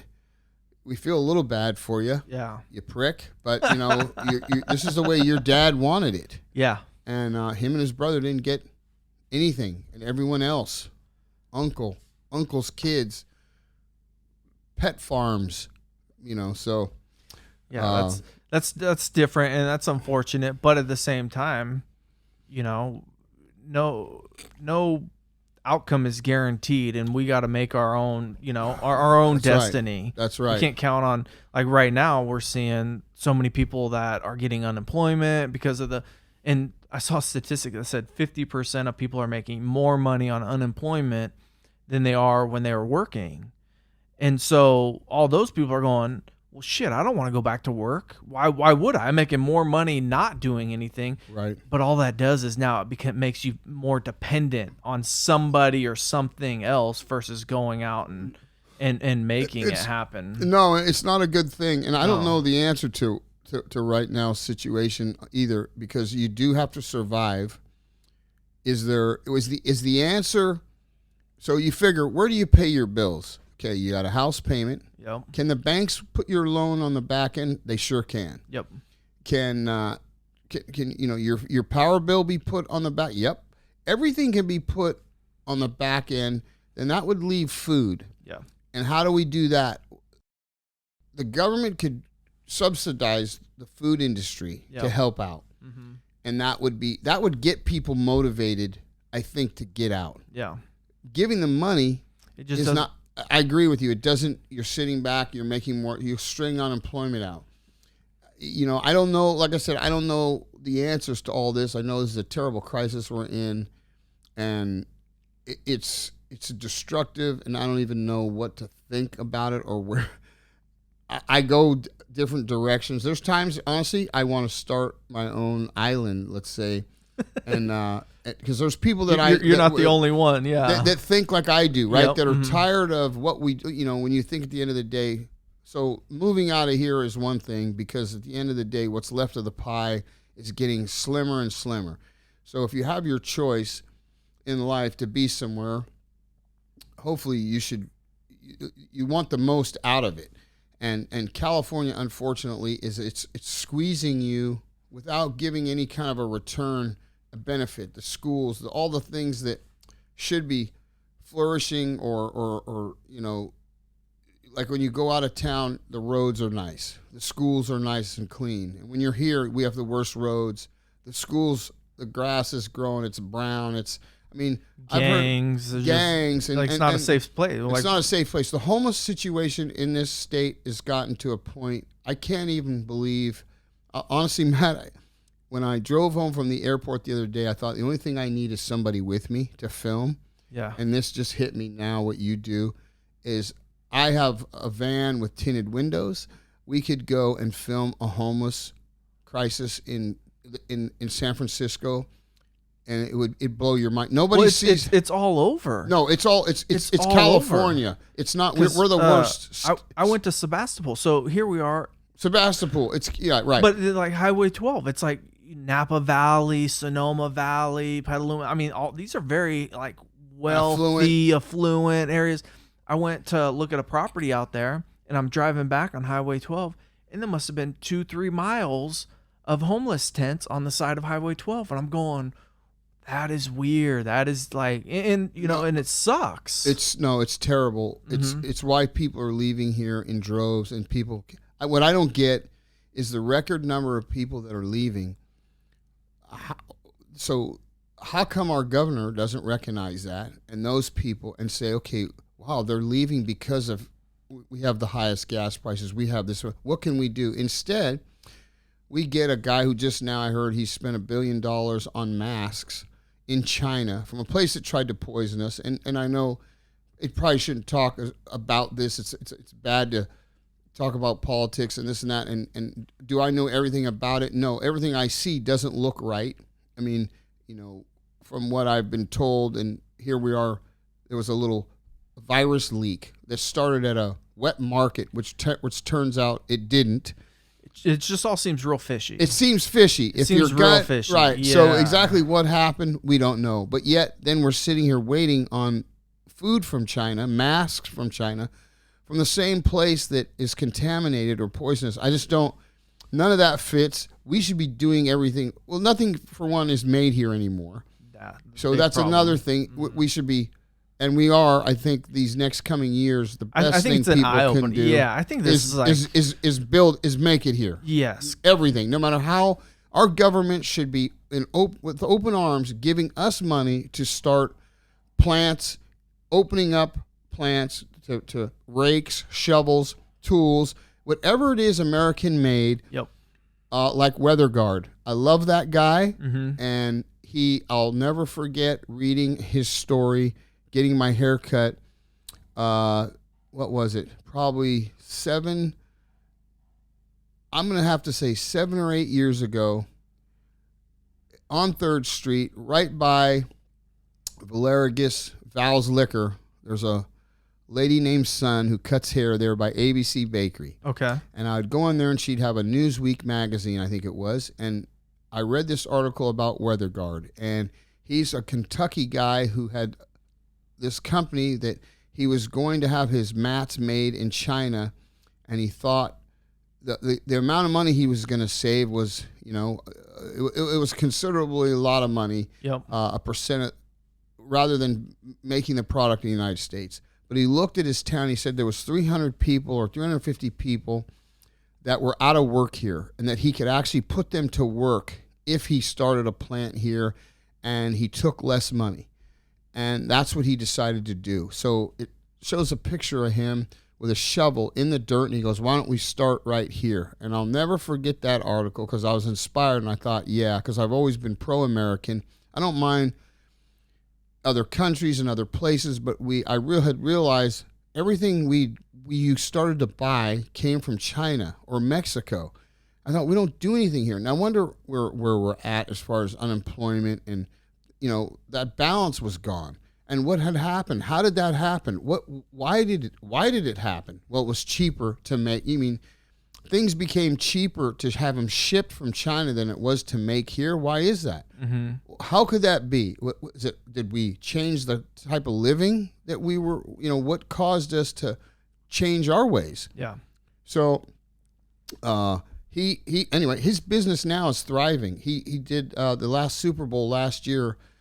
He did a commercial. So he had a dog that had a cancer problem. The dog went to this veterinary hospital. They fixed his dog. So he spent $10 million on their ad they could be in the Super Bowl commercial. Because he just believed in because they saved his dog. In that they saved his dog. Yeah. And instead of him putting WeatherGuard there, he put them there. Smart move. I hand it to him for that. Well, it just inspired. It made me feel good that guy gave everything. He could be making 3 times as much had he gone to China and had them make his mats. Yeah. We know one thing for sure, they wouldn't have been made with that kind of quality. For sure. And he was taking jobs away. Yeah. And instead, he's created jobs in his town, and he's created other things. Anything to do with your vehicle mats, dog mats, cages, this, that. He has a cup holder, phone holder, goes in your WeatherGuard. It's called WeatherGuard. Okay, yeah, and look it up. And the guy's story is amazing, and I like things like that. I'm all for. Like I said, I got nothing against other countries, other places, but I'm more for we got to take care of ourselves. I was thinking about this, and if you look from like 1,000-point view, right? And then you just narrow it down and just imagine us as like a village, or and you just make it small. You just make it simple.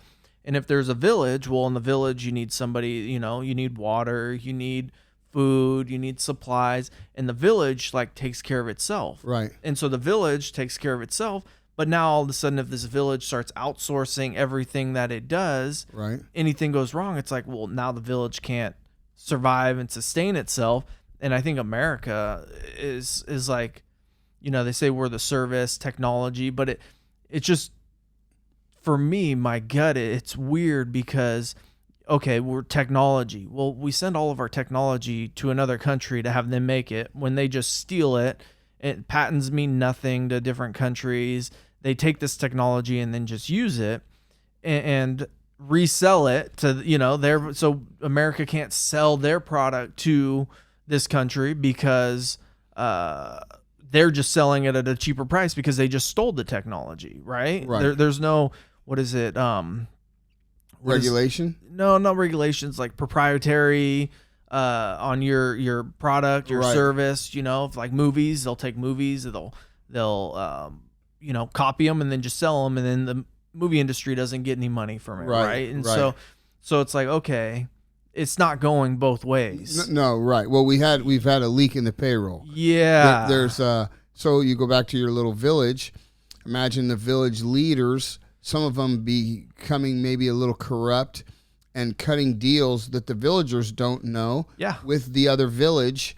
And the only person who's getting anything from that is that particular guy who made the deal. And his little family is reaping the rewards. Yep. And that's kind of how it started in a small way and ended up on a bigger level, and that's where we're at now. With it's corrupt. It's somebody corrupt. was benefiting the fact that we weren't making anything. I'll never forget watching, I think it was a 60 Minutes report on what had happened to our lumber industry up in Willits and those areas. And here we were cutting our own trees down, milling them, and we had plenty of lumber. So the environmentalists came in and decided, instead of us doing, I believe it was the environmentalists, someone cut a deal where those trees got cut, they got put on barges, sent to China, milled, and we actually bought it back. So we sold it to them for, say, 10 cents a foot. They milled it, sent it back to us, and we paid 80 cents a foot. And we paid that to them. Now it went into lumber stores, and they're selling it for $1.40 a foot. Yeah. Well, why did all that happen? Yeah. I can't tell you. All I know is who cut that deal and who benefited from that deal. Yeah. We had the lumber. The regulation side of it. Like the regulation. mill couldn't do it anymore because they regulated out. They regulated them out, and they said, well, and so we paid more. We couldn't. So then we had a town that basically closed down. Yeah. And who got paid on the back end of that deal to cut that deal was those corrupt villagers who cut that deal without the rest of the people involved, the masses, deciding they liked that deal. Now, if you would have brought that deal to all those people involved with the lumber industry and said, hey, this is a proposed deal, and then said, well, wait a minute, what are we going to do? Yeah. Well, nothing. You're going to be out of work. Yeah. They would have said, no, we don't like that. There'd been up. Now, maybe if they would have got a piece of that deal, every single one of them, you're going to get 20 cents for every, whatever. Yeah. That deal wouldn't have been so bad. They could have invested it. They would have had income. It shut down Willits. Basically, it turned into a weed growing community up there up north. Yeah, for sure. And then the stores, the lumber stores or the hardware stores turned into weed. Everything that they had involved weed. Yeah.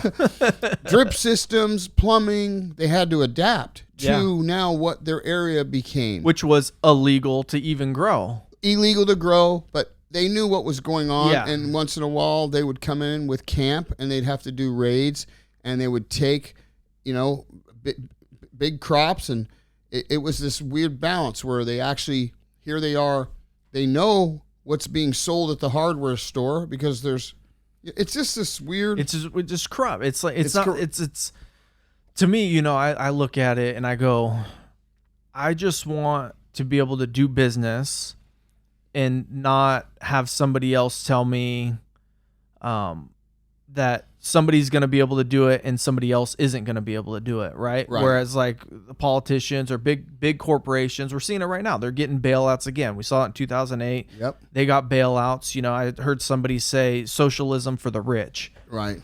It's like they get bailed out, but yet if you're a mom and pop, if you're a small business, now all of a sudden, sorry, we don't got anything for you. We need to take care of this person. And it's crony capitalism, right? Where it's like the upper S, the government chooses who survives and who doesn't, versus like a free capitalist, free market.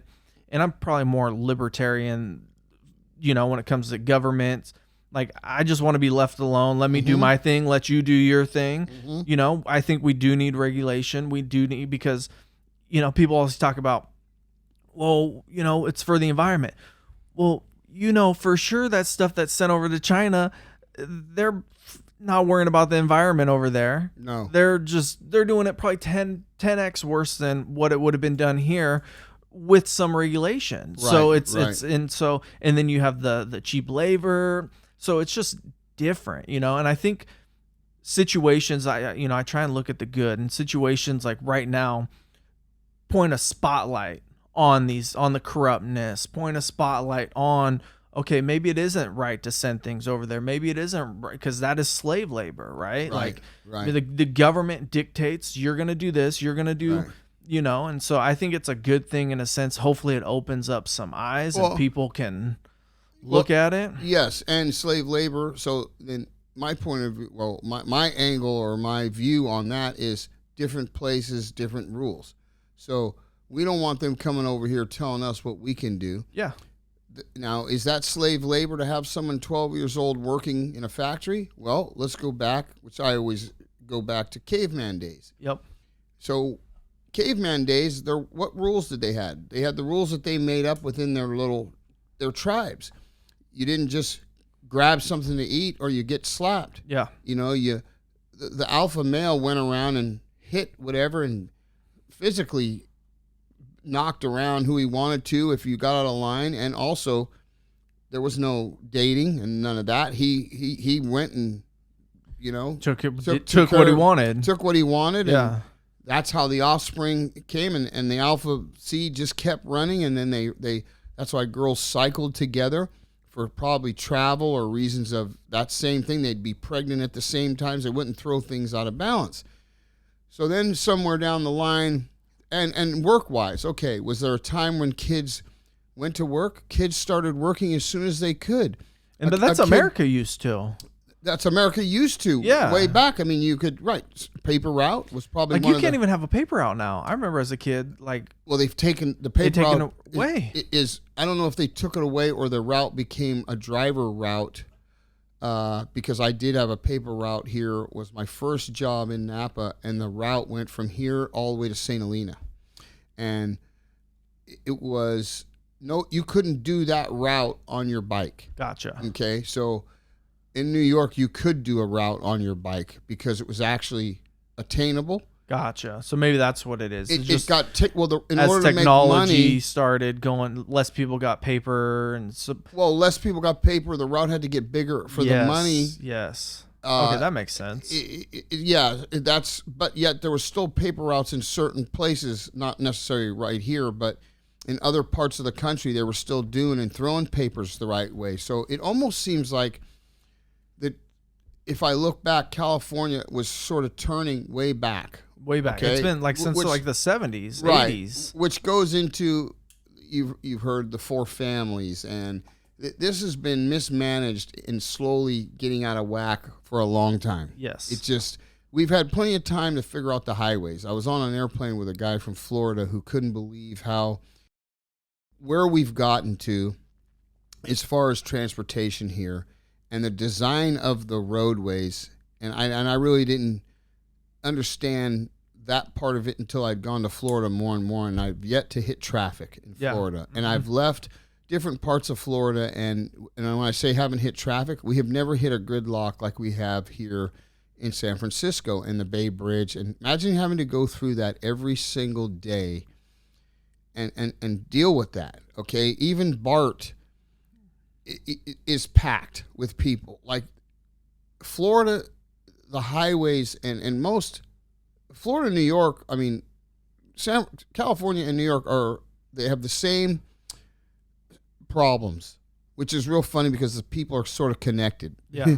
So if you look at all these other places and you travel Oregon and in Idaho and different places, their roads are different. There's almost like this balance. Like, is there corruption in all those states? Let's assume there is, because there is everywhere. There's good and bad. But at least somewhere somebody realized the balance. Yeah. And said, okay, we have to do this. We're growing at this rate. Yeah. We have to put money here and here. Yeah. It seems like almost here there was no balance. They got so greedy. They kept lining their own pockets. They just lined in their own pockets. Well, look at the railway, the speed bullet train. It's gone nowhere. Wasn't that like $15 billion already spent, and it's gone like 100 feet? It's gone nowhere. It's been a lot of assessing. It's been, they've gotten the money from the feds to do the research. Yeah. And there's been survey teams that seem to be, they link back to families. Yeah. And they're paid. It's almost a way to circumvent money. And their surveying is, by now we should have already had tracks from here to with the amount of money that's spent. For sure. And it's corruption, definitely. And that's where we're at. That's what, I was getting back to the guy on the plane just saying he couldn't believe the bottleneck and the traffic situation and the road situation. The roads are tore up. Now we have people living on highways as you just drive down 80. Yeah. There's encampments that just run for miles of people just living on the side of the highway. Yeah. Like, it's, you can't even believe it. And then here we are, we'll spend money on masks and things when there's no answer. I mean, I don't understand why they're not getting together going, let's do this. Let's take $1 billion and all this in Mare Island, turn it into a homeless rehab encampment. We're gonna offer rehab, teeth, dental, but there's no money in that apparently, I guess. They say there's no money in it. I'm sure they could figure out a tax to put on us, right? Hey, there is. I mean, so they have. So with that, I was actually talking to a friend the other day about the homeless because it's a big issue. Like it's a problem, and it's unfortunate because that's somebody's mother, that's somebody's father, that's somebody's daughter, that's somebody's son, right? And so those are humans, that's people, right? And some people want the help, they just don't know how to get the help. But I think a lot of it is they don't want the help, and what I hate. And, because I'm on both sides of it, I'm like, I hate that somebody has to live homeless, right? Like, that sucks. But on the other side of it, I hate that somebody that's homeless can get away with murder, and I put that in air quotes, meaning they can shit and piss and sleep in somebody's storefront that they're working at, and the storefront owner can't do anything about it. There's no repercussions. Basically, the homeless person has the rights where the person producing doesn't have the rights. Like, that pisses me off, right? Right. And I was talking to my buddy, and I'm like, well, what if they, and exactly what you just said, I said, what if they just took, because I think they're doing this right now with the pandemic, is taking and telling homeless people, you got to go on like this. So what if they just took a big plot of land, like Mare Island, and it's like, hey, if you want mental health, we can help you. Right. If you don't want that, cool. Here's where you go to live homeless. Right. Like, you can live homeless. We'll put trashes there. We'll put outhouses there. We'll make it as clean as possible. But if you want to live homeless, you want to do dope, you want to do stuff, you can do it all. You do it there. Right. We're going to kick you. If you're trying to do it in front of somebody's storefront, you're going to get kicked out. Right. You're not going to be allowed to do it. You're going to go to jail. You're going to get, but if you want to live that life, here's some property, here's where you can go do it. And so that's what I was thinking. I was like, man, why don't they do that? Because they're spending the money, the tax money on it anyway, the mental health. So it's like, okay, well, these people don't want the mental health. Just put that money into the land. And have trash pickup and outhouses and have a cleanup. I'm with you. There's an answer, but nobody seems to be pursuing it. And I think you said there's no money in it. There's no money in it and no return. And I don't know. Because there's money in mental health. Somebody's getting money when it comes to. Yeah, well, you would think that they could get the money and extort some money out of the feds, because that's what they do. The states extort money out of the feds and then use it in that direction that they said, a little bit of it, and the rest of it seems to get used up and hoarded into other. Right, so it'd be a great way for the feds to fall into the trap and go, okay, oh, you're taking care of your homeless, okay, yeah, and then the overseer who oversees should go and check on those places to make sure that, okay, we gave $10 billion. Where's your place at? Yep. Okay, good. Doesn't look like $10 billion, but you started it. Okay. Yep. But you did get a new house and car through all this. So, okay, so you're right along suit with all the other states that are stealing a little bit of it, because we know that happens. But whatever, let's move in that direction. You can't. Instead, they're on 80. I mean, it blew me away on seeing it on 80. Yeah, encampments that are just have grown, and that's what I had a guy from Texas come out here with his wife that I had met just through a Harley buying deal in Reno. He was brought in as a closer, and he was in San Jose, and he was leaving because of it got too expensive in San Jose. He was renting an apartment that cost $3,700 a month. Yeah, he said I could buy a house in Texas. He was from Texas originally, so we kept in touch, and he rehooked up with his high school sweetheart, So he brings her out here and he wants to come up here to Napa. So on the way up here, they see what they see. And he has it in San Jose, so he was used to that, seeing it all over. She, now from Texas, was blown out of her socks. Right. Gets up here, we go have dinner, and she's just cannot believe it. She said she could not believe the level of homelessness. I said, well, don't you have that in Texas, homelessness? She goes, you'll see a guy or two panhandling downtown, but that's it. You don't know where he came from or nothing. She goes, the level of blue tents or blue tarps, like those were towns, like basically she that's called what, them. Yeah, that's I what said, it is. They're basically they're their own towns underneath overpasses and highway and everything. And she was like, well, what do you do? I said, we don't do anything about it. Well, what do your she couldn't understand that there was nothing done, that nobody was getting, they weren't coming there and cleaning it up, arresting them, or which they have created their own almost zip code and environment. Yeah, where it's their own environment. It's their own environment. They have bicycle repair shops. They have, I've driven through there slowly and seen an area where there are bikes just hanging and rims and wheels, and there's guys in there actually working, and it's this whole. It's almost its own environment. They probably have a place where you can go buy drugs. You go to this guy. Yep. This guy's your bike fix it repair. This guy has a time slot that you work the corner and hold a sign out, and a percentage goes. They have a network. And that's why I said, if you want to live in that network, here's a place for you. You could actually go live in that network. It's almost welcoming. They're very. Not all homeless people are crazy, and there's some mental illness stuff, but it's flowing. It's actually. It operates. Well, I was talking to my buddy, and he goes, he's running a business, and he goes, well, I look at it and go, the guy holding the sign, he doesn't have to worry about any overhead. He doesn't have to worry about his employees. He doesn't have to worry about his clients. He doesn't have to worry about anything. He doesn't have a care in the world except to make a few bucks that day so he can go eat some food and, and no, that's not everybody. Like I said, some people want help. They just don't know how to get help. But I find that it's a simpler life from, the people that I've talked to. And it's like, we're good. I've run around, it's not a care in the world. Well, and you just said it's a simpler life. Yeah. You look at what you've been through and you're hardworking. Manager Lucky's at one time and this, that, and a realtor, and what you've done and where you're at. And at the end of the day, what's left? Yeah. Right? The piece of the pie.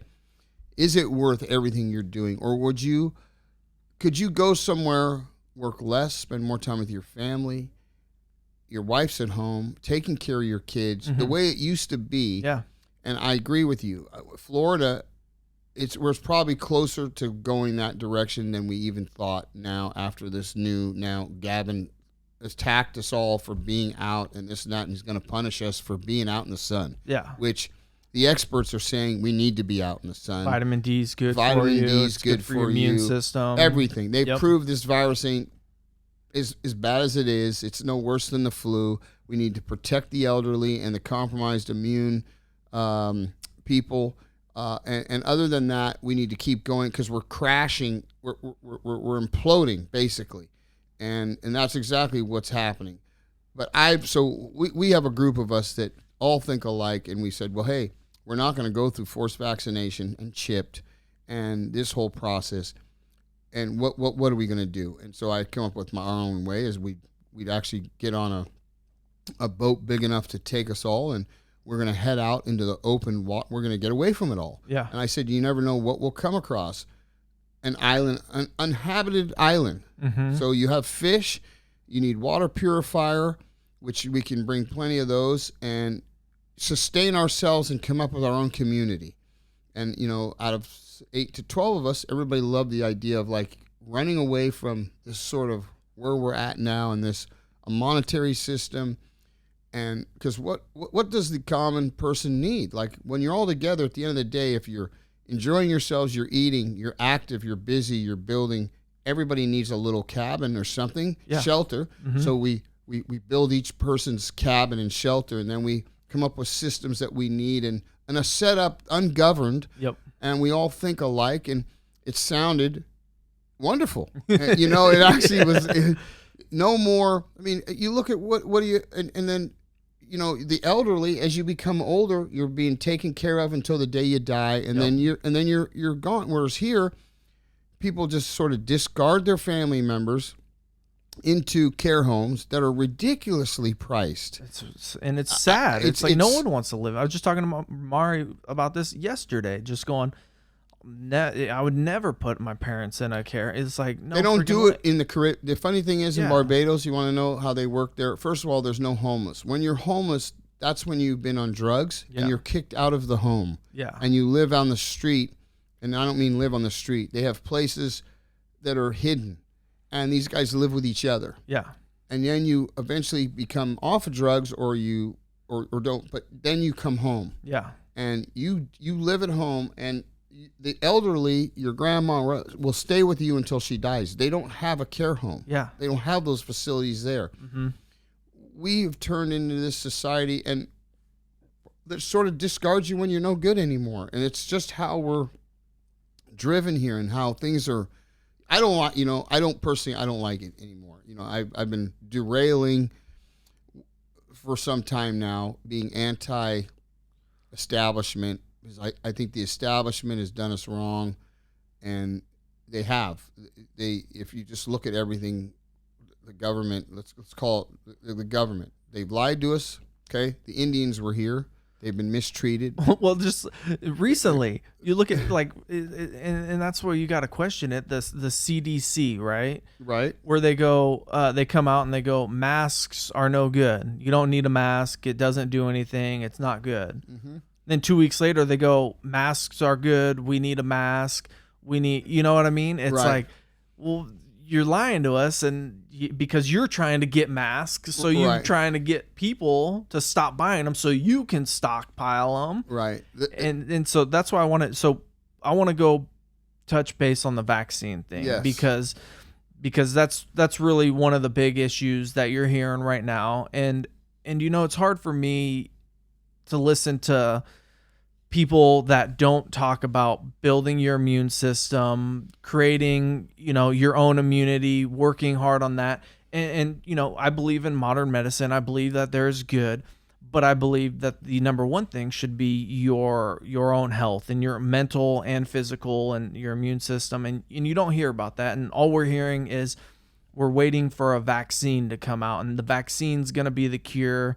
And we have, Bill Gates, who supposedly owns 7 of these vaccine companies, and it's, then it goes back to vaccines, and this is stuff I'm hearing. I'm not an expert on any of this, but it just doesn't sit right in my gut.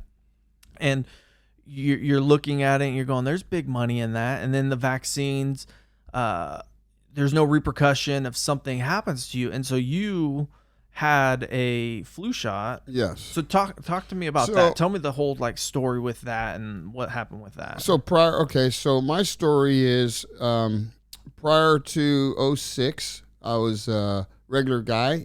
I didn't run to the hospital because most of the time I didn't have medical. So we just dealt with whatever problems, little problems. I mean, I never had any big health problems. I broke bones and you'd go get casted. Yep.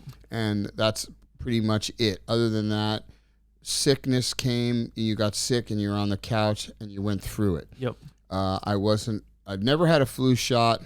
The only shots I'd ever gotten in my life was a tetanus shot from born in 62. You got 4 shots, a polio shot. I think it was so your vaccines back in the day. Yeah. It was 4 vaccines in 62. Yeah. And that was it. And a tetanus shot came every 6 or 8 years if you happen to go to a hospital and they noticed on your records. But vaccines back then were not pushed like they are now. They were they're almost mandatory now. Yeah, well, yeah, they were secondary. Kids go to school, and they become now. It's amazing the difference. It's the number one thing they're pushing. When you go to a hospital or a doctor or anything, it's the first thing that comes out of their mouths. Yeah. Do you have your shots? You have your shots. Yeah. So I go get a physical. My wife, because at my age, which was in 2006, I was 44 years old. She was like, "Hey, you should go get a physical. You should get a physical." And I was like, "Yeah." And I didn't worry about it because I felt good. And I didn't feel I needed a physical. So I finally, it takes her almost 3 years to get me to go get a physical. And partly was, the physical, I remember not wanting to go was, besides the fact that I felt great, was the last time I got a physical was going to work at Kaiser Steel, and I had to have the old guy put the glove on and stick that finger up your ass. And I don't know what cough guy. and Yeah, fucking who likes that, Yeah. Getting finger banged by a doctor, by a guy. It just, what are you feeling around for up there? Yeah. Right? Anyway, so, and they were always creepy old men, dude. They were, yeah, they exactly. were never some young hot nurse, right, that was going to do it. So that's all I kept thinking of. So I go get so I find a doctor because I don't even have a doctor at this point, and I go get a physical. So when I go back and he reads me my results, he goes, Mark, because I smoke cigars, and I eat bacon, and I ate like a regular guy. It was a mediocre of junk, bag of chips here and there, ho-hos, but it wasn't fast food. Mostly I worked out, and it was chicken, rice, black beans, and protein, and, I had a little regiment. So, and I wasn't a heavy drinker. I drank on the weekends, and we'd do shots and beer, but I didn't drink every night. Mm-hmm. So I was just your average, say, guy, right? Yep. And, I go, he reads me the results of my physical. He says, you're in great shape. I don't have a patient your age who's as healthy as you are. He said, keep doing what you're doing. Keep drinking whiskey and smoking cigars, and you'll do fine. He goes, but you are behind on your shots. Your shots, which was actually the tetanus shot at the time. And would you like a flu shot? And I said, I'll take the tetanus shot, but I don't want the flu shot. Why I said that, I don't know. I'd never had a flu shot. And I got sick every year and would end up on the couch for 2 days or so, and I was good with that. And he goes, well, you won't have to worry about getting sick this year. So then it flashed. Every year I'm sick. I'm on the couch 2 or 3 days. Well, this flu shot's going to take care of that, and I won't be sick at all. I knew nothing about the flu shot. All I knew was I think I get the flu, and it's going to eliminate that. Yeah. So I get the shot. And that's on a Wednesday of a certain day. Okay. So now I leave there after the tetanus shot and the flu shot, and it takes that. So Thursday, I feel fine up until the first symptoms were Sunday. We had a trailer up at Lake Berryessa in Rancho Monticello, and we were waiting for a cable guy to come and install cable from Comcast or a dish. And my wife actually left early, and I stuck around for him. And I can remember he was late, and it's about 5:30. He was supposed to come at 5, so it's getting into like 5:30, and I'm walking around on our deck, and I'm getting chilly, and the sun's out barely, but it's still warm, and I'm getting chilly, and I'm thinking, geez, well, what? It just felt kind of weird.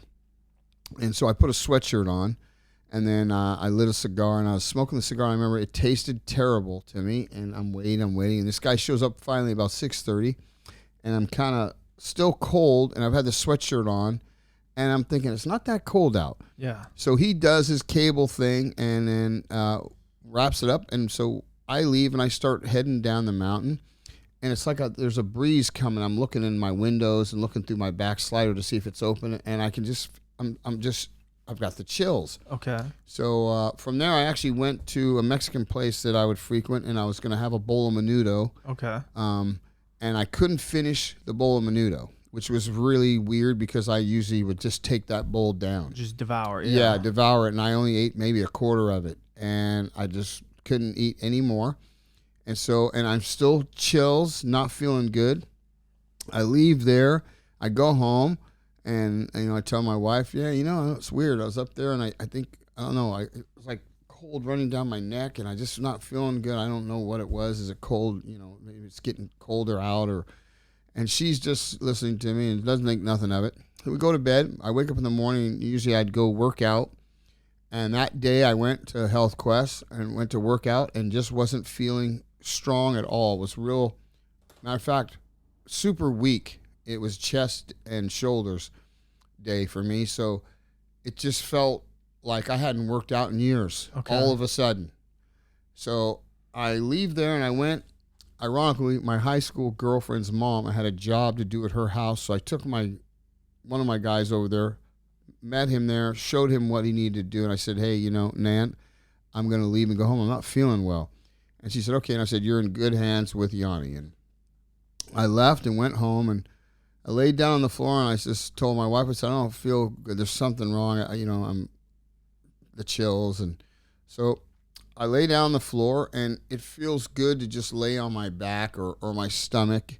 And I pretty much, that was the start of when things started to go downhill, was Monday. So then that night, I hadn't eaten anything that day, or very little, hadn't gone to the bathroom. And come Tuesday, I woke up, and I'm still uncomfortable, and it's like things are shrinking on the inside of me. I'm being sort of crushed slowly, and I'm kind of, it's a weird pain, and I've never quite felt something like this that took up your whole body, just this weird contract, like a vice, slowly, like a guy's turning, and it's just compacting you slowly, So the pain is there, but it's not constant. It's like, ugh. And every once in a while, the pain comes, like it's just closing in on you, and it's slowly you're getting crushed from the inside. Okay. Is how I would describe it. So Wednesday, it's the same thing. My wife decides, she goes, you know what? I thought, well, maybe I pulled a muscle in my back. Yeah. And that's what's going on. So we go to a chiropractor, and he checks me out. My back is real tight, and my hamstrings are tight. And I thought I pulled a muscle working out, although I said, I was chest and shoulders, so I hadn't done any leg exercise or anything like that. And I thought, well, maybe it's because I was curled up on my couch, and it was the love seat couch, and it was the way I, was laying in like a half. You're just a ball. Making up a I'm just wondering, what could be causing this? Because I'm starting to tighten up. Okay. In my, so. And it's Wednesday, so 1 week This after is you had the Wednesday, shot. so this is now a week after, right, I had the shot. So I'm there with him. So he gives me some holistic, some vitamin D or E or something, some magnesium and this and that, and said, hey, whatever you do, do not take any real medicine like pharmaceuticals, pain pills or this and that. And I said, okay. And he goes, you should be better. He ice packed me and did cold or warm packs and cold packs. So who was the chiropractor? Do you remember? Chiropractor, well, he took over Panier's chiropractic office. I forget his name because he's not even there anymore. Okay.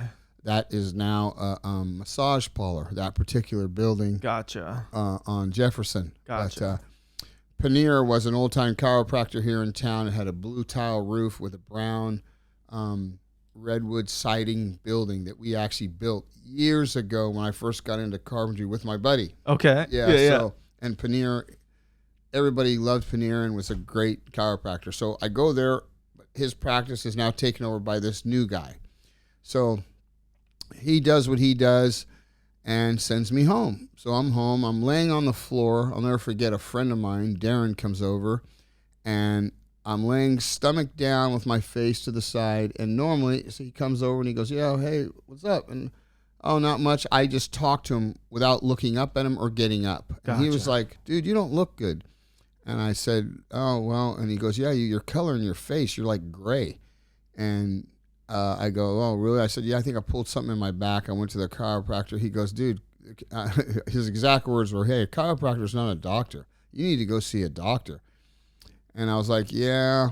So I'm no fun. I mean, I'm laying on my stomach. Yeah. I don't even take the time to get up and look at him. I just talk to him with my head to the side, and I remember not even looking at him, just talking to him. And that's how uncomfortable I am.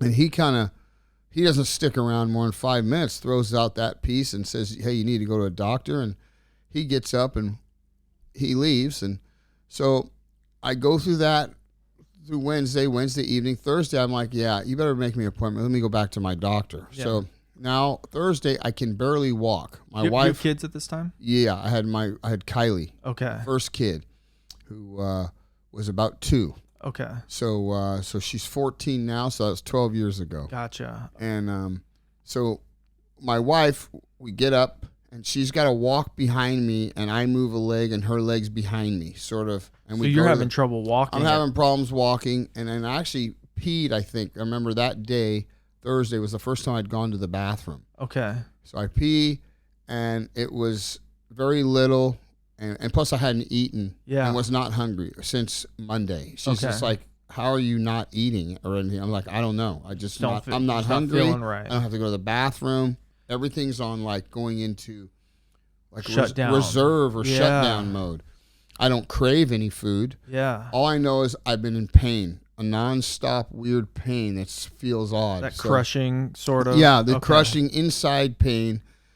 So I go to Thursday. She makes an appointment back with my doctor who gave me the physical. So I go into him. As soon as I walk in, he looks at me. He's like, well, what happened to you?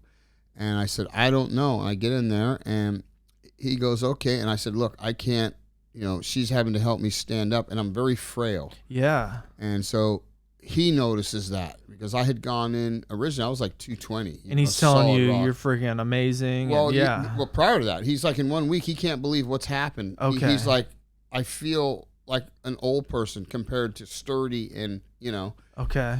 So he, first thing he does is he puts a glove on and he lubricates his finger, and he goes, and he's actually a younger doctor, but in that apparently if there's something wrong, because if you pull a muscle or lose your feeling in your back or nerves or this and that, it's connected to your anus. And, and he puts his finger up there, and it should clench around his finger, and if it doesn't, it's a clear sign that you've had back damage. You've got some nerve damage or something. So that does what it's supposed to do. Okay. So he pulls his glove off, those away, and it's like, huh? And he goes, yeah, I don't know. He didn't know what was wrong. And he says, well, and I said, but I'm in pain and I haven't been sleeping. And so he writes me a prescription for Valium and Flexeril.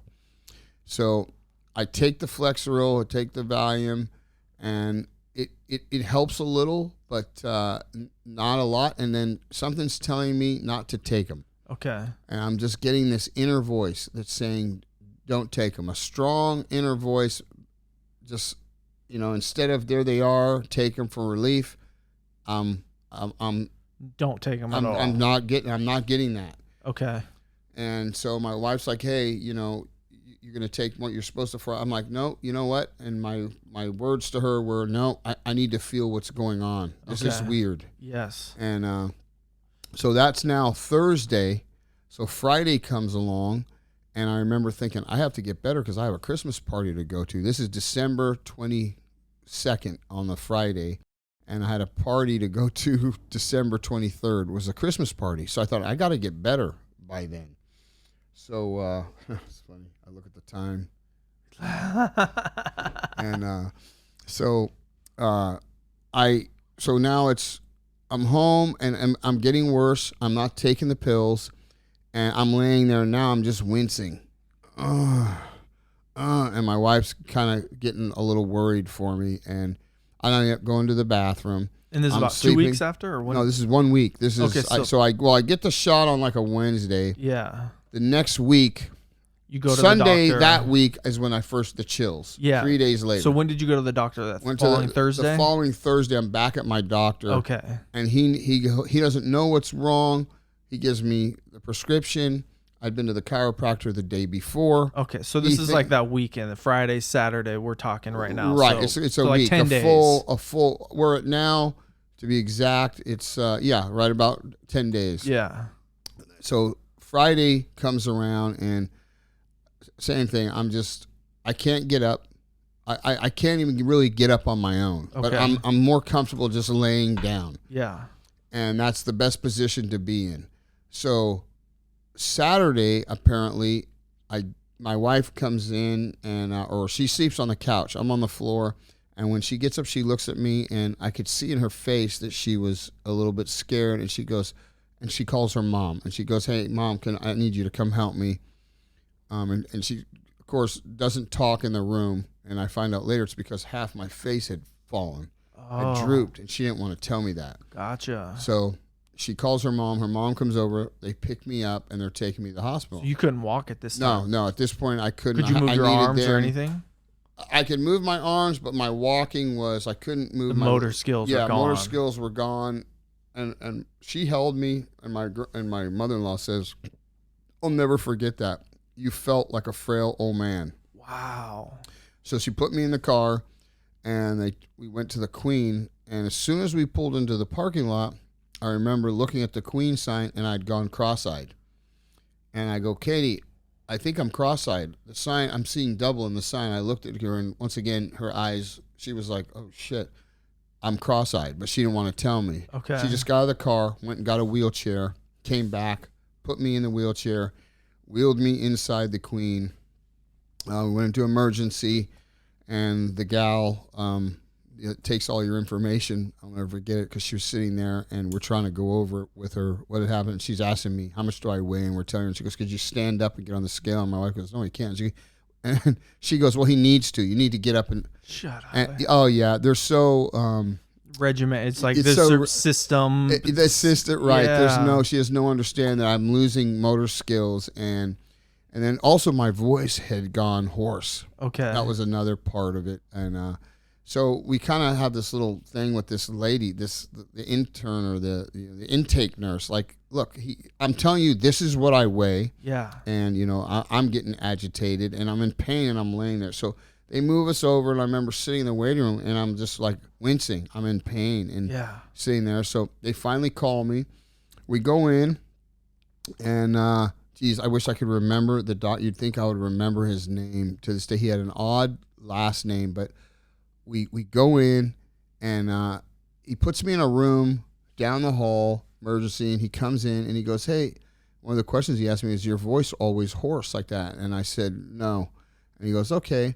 And he lays me down, and then one of Katie's friends comes in and goes, oh, this particular doctor is just known for, it'll be something, he's going to come up with something crazy, and he's just one of those. And it was kind of funny because... Katie's friend's telling you this? Yeah, okay. Her friend happened to be a nurse, and she's in the emergency room, and I won't say her name, but... She played him down. Gotcha. Like he's just always coming up with this crazy shit. Yeah, well, thank God for him because he actually saved my life. He noticed right away that there was something wrong. And he goes, you know what? Matter of fact, I'm going to move you from this end room to right in the middle of where everyone was at so we don't lose you. Okay. And so I remember moving me, and I thought, I told you this was something serious because I had been telling my wife, this is unlike anything I'd ever been through. Yeah. And so he called a specialist in and a neurologist, and they came in, and she goes, let me know, look straight up and let me know when you feel this. And she took a paper clip and she started poking me from my feet. And I didn't feel a thing until she got up to my chest. And then, I said, right about there. And they said, okay, what have you been doing? And so I had to go back over what happened. And I said, well, I went and I got a physical. I was fine. Doctor said I need a tetanus shot and a flu shot. I was apprehensive about the flu shot, but I got it. And right then the neurologist said, bingo. And it came from the flu shot. You've got Guillain-Barré syndrome. And we're going to test for that right now. And also known as GBS. Okay. So what's it called again? GBS, Guillain-Barré syndrome, named after two Gillian, Dr. Gillian and Dr. Barré, which were two French doctors that figured this out way back. It was also known, it was called, it's had a few nicknames, what they call it, it'll come to me. Regardless, so she says we're going to test for it? Yeah, we're going to test for it. So what they do then is they do a spinal tap. Okay. And so they do a spinal tap, and immediately they realize, your white blood cell count goes crazy because your immune system, what it is it attacks your body. Yeah. And that's basically what Guillain-Barré syndrome is. It's your immune system flips, and instead of attacking the virus, it's flipped out because it was either hit probably too hard with too much or whatever. Not knowing anything about vaccines and so on, I can imagine what your body goes through when it's hit with that now because it's not designed that way. Yes. You're designed to catch the flu through a germ. Like your tonsils and your body. You get sneezed on. But you get the flu shot straight. It's in your bloodstream, and you're hit with, you're hit with it along with the chemicals, the things that are in a flu shot, mercury, thimerosal, the fetal matter, DNA from aborted baby, pink monkey cells. I mean, the cocktail would gag you for one, but it's really not as much as that is the mercury, thimerosal, and aluminum. The heavy metals. Right, the heavy metals. That's the part that goes up right to your brain. Yeah.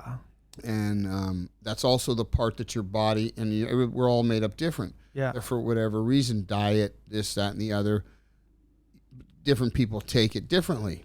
The results are going to be, down the road, they all end up the same. It's like a garbage dump. If it doesn't affect you now, the metals are going to affect you later because they all end up in the same place in your brain, and they're finding out now that Parkinson's and Alzheimer's. Well, it's coming younger and younger now because the vaccine table has increased. Yeah. And I'll tell you why that when we get to that. But so basically, I go from now I'm in the hospital. So they wheel me up to ICU because now my breathing is at a critical point, which that particular doctor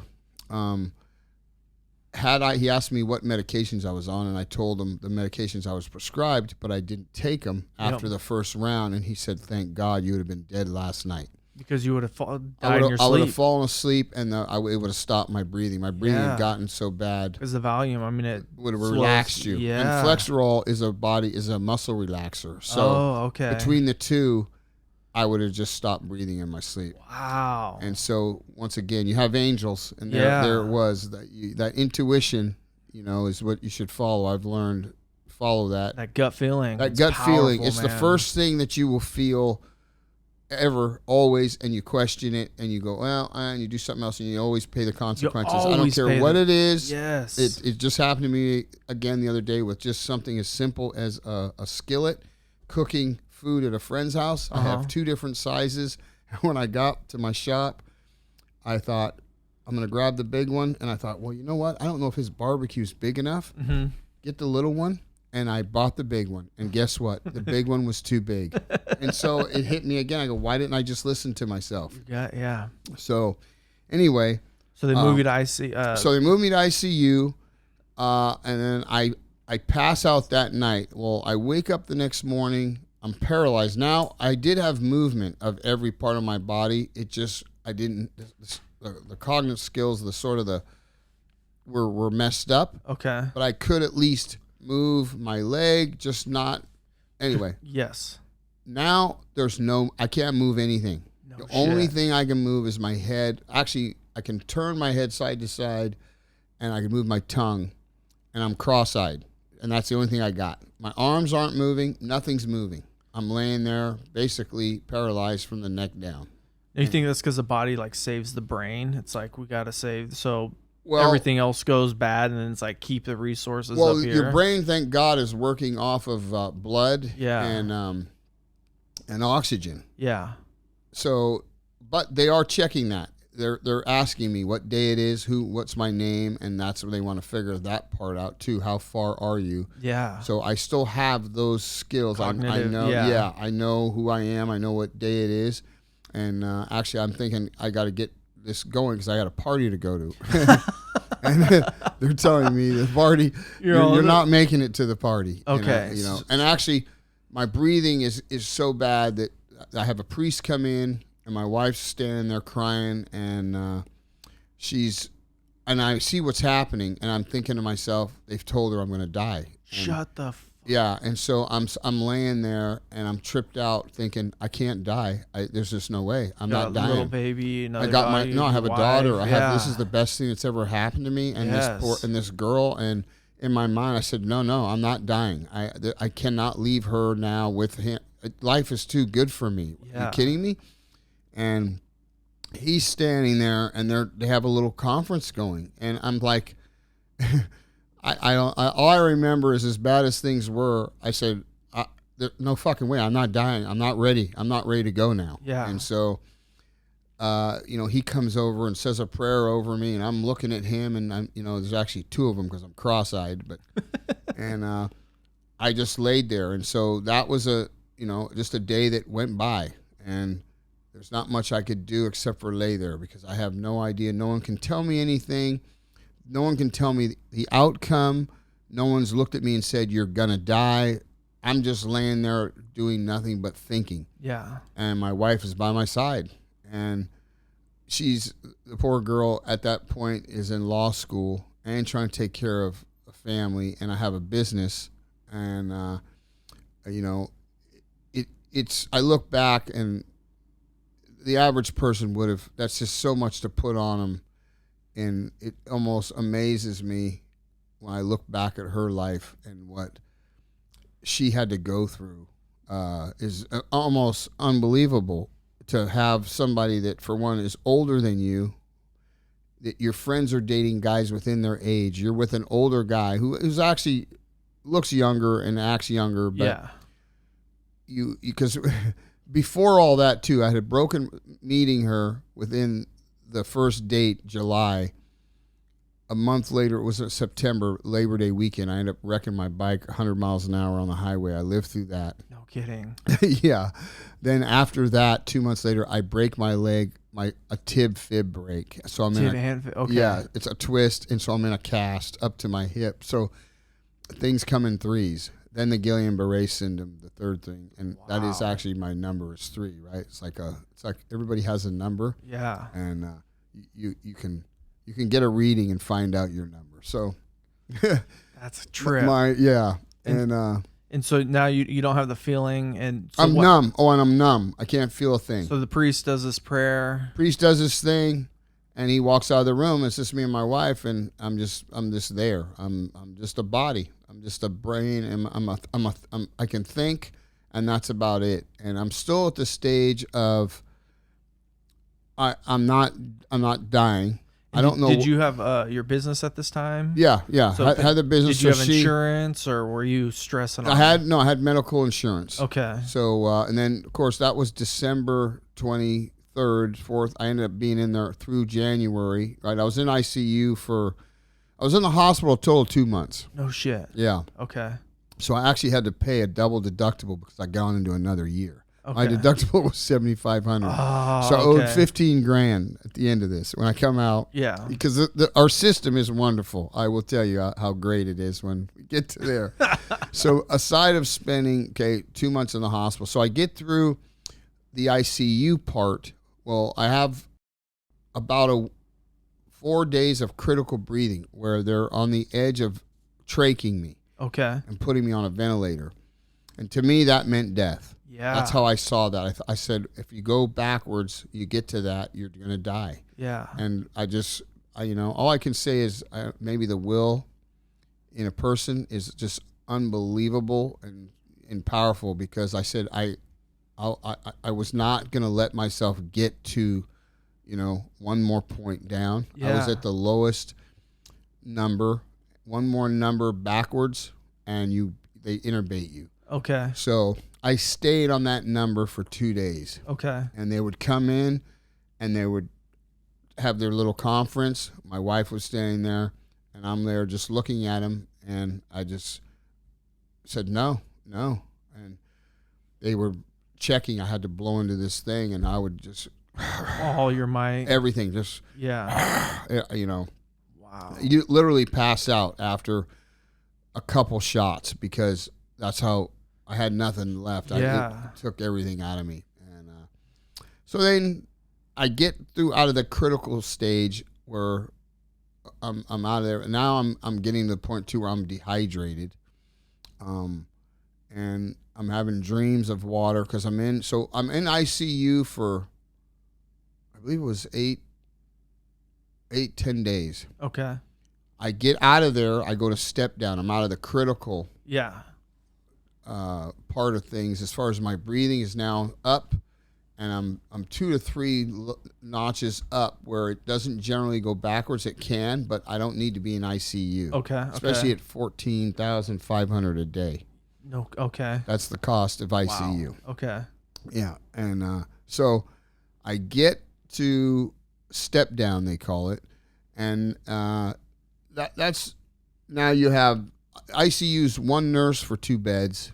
Step down is one nurse for 4 or 6 beds. Okay, so just different ratio. Yeah, different ratio, not as critical, right? Okay. But you're still hooked up monitor-wise, so you can. And then what they do is once they do their rounds and everybody's okay, then they go and they can't wait to get to their little area and talk and shoot the shit. You can actually hear them in your room in their little center, talking about regular shit. And if your breathing stops or anything, it hits a monitor to them and they come running in. Exactly. Yep. So, which I found, and I don't want to say anything bad about nurses and hospitals. Just the system. It's kind of a lot of them, just like any, it's routine. They come to work. Some love you, some love their job, and some just can't wait to get to that fucking point where they can go and talk and hang out. Yeah. And you're more of a pain in the ass the more you hit your buzzer and bother them. Gotcha. And because for me, I had to be rolled over, and you'd get uncomfortable. You couldn't move. You couldn't do anything. So they have to roll me,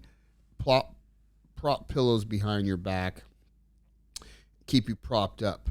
And I remember thinking, God, if I could just get over onto my stomach just once. And thank God I never did that on my own, because I found what that was like after the next stage. But this whole time I envisioned, I just want to roll and lay on my goddamn stomach. Yeah. I had been on my back now for 2 weeks, going into, just 3 weeks. Life. Just hating life. Yeah. And you can't do anything. I mean, I'd had a feeding tube ran up my nose down into my stomach where everything. The one thing I will say about being in a hospital is you have to be careful and watch what they're doing. You cannot put stock into, they got me, I'm cool. You have to have someone there with you, because I'm allergic to morphine, so they almost killed me twice, giving me the wrong meds. They don't pay attention. There are some good nurses and there are bad ones. It's just like any other business. So it's a business. It's a business, and I urge people this. It's like you have good car salesmen, you have good guys, good painters, good construction workers. You have good and bad in everything. There's no different in a hospital. I was under the assumption when you hit a hospital, everything was just A quality. And that was my own stupidity. People are people, though. People are people. Mm-hmm. But I just took them, I set them aside. I thought, you're a nurse, you're a doctor. I actually, it's the funny thing, be careful what you wish for. My whole life, I had wanted to end up in a hospital at some point and be catered to. I would hear of people going into a hospital and like broke their leg or this and that, how it had an operation, was in there for 2 weeks, and I'd hear the stories of being fed, and this is how it went. And at a subconscious level, you're like, that sounds good. It did. A little pamper. No, it did. It did. And that's the scary part, is that everything I've ever wished for, it comes back to the attraction. It does. It really does. And and I can remember, and yeah, I don't even sometimes like to think about it. It's a little eerie. It's like PSD or whatever. I got my wish finally, was to live in a hospital for 2 months, and so. Okay, so 2 months. And so how'd you get out? So let's go to when you got out. So you were in there for 2 months. Okay, so I'm in there for 2 months, and and then back to vitamin D and why you need it. While I was in there, I had this urge to get outside, and I told my wife, please just take me outside. I have to get outside. One of the fears I had being in there in a bed and you can't move was the place catching on fire. Yes. So that was that fear. I had that fear. And then at night, and it's pretty common, is I had the fear of dying and choking. Even though you're on monitors, and I had this part of me that knew I couldn't die for my family's sake, but that's when my biggest worry was in the evening. She would have to leave and go home. She stayed with me every day from morning till night till like 9 o'clock, and then she would leave. Yeah, and then. And then I'd have a few buddies that would sneak in and come in, and I didn't want, and they'd see me, and you could see they were horrified. Just going, oh my goodness! They couldn't believe what they were looking at, and I have a picture on my phone. I'll show you, Matt. Yeah. It's just terrible. And Bob and Rick, a few people had come in and wrote checks, gave it to my wife here, and people that I knew that I didn't know that well had popped up, which was really odd. They're still in my life today, which yeah, there's some weird things that have happened. And then there was people that should have been in my life or should have came that never did. Gotcha. And they're not in my life today. It's just odd how things turn and how someone that you barely know makes a point to come in and you're still friends with them to this day. And it's just the oddest thing, how things happen and connect and what happens and, so on. So anyway, it's time. So I have this urge to get outside, and I will say that it kind of goes along with what's happening now. People have this urge to get out, and I would say get out. The government is involved in a certain aspect, and you can follow them here and there. But as far as getting out and getting sunshine and walking, you got to do that. They don't know. They're running on some corrupt level.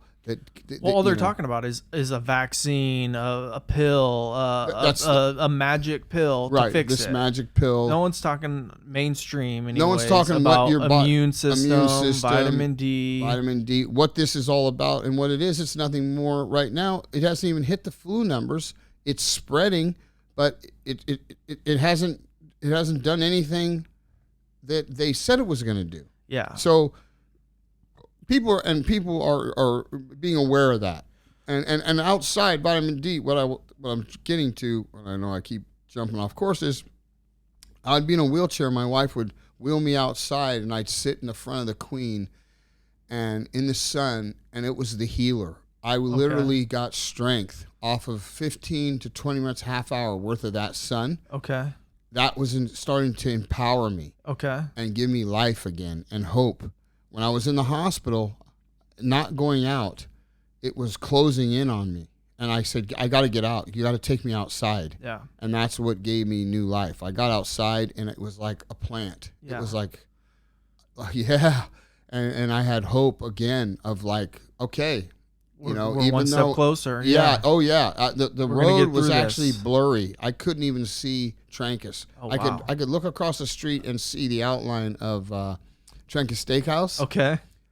And cars going by, but it was a blur. But the sun beating on me it was almost like God saying, "You just hang in there. I got you." And I could feel his hand on me, connected to him. It was the weirdest thing. I remember going, I have to do this. Yeah. So she'd wheel me back in, and I was fine, and then put me back in bed, and I'd pass out.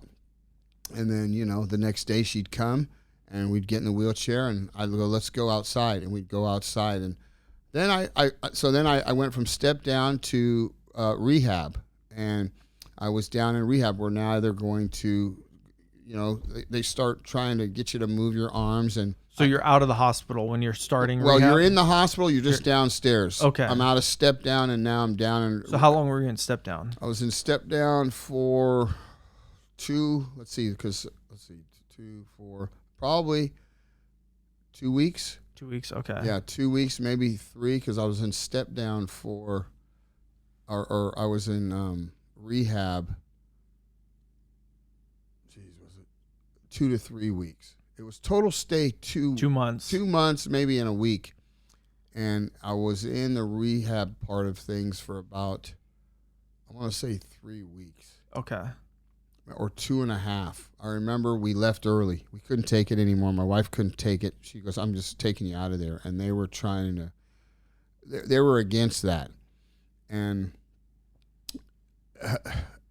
I look back, it was actually scary once I left because I'd been so used to being in the hospital. Yeah. That my wife, I felt, was being selfish, and she was just tired of the routine. She was tired of them.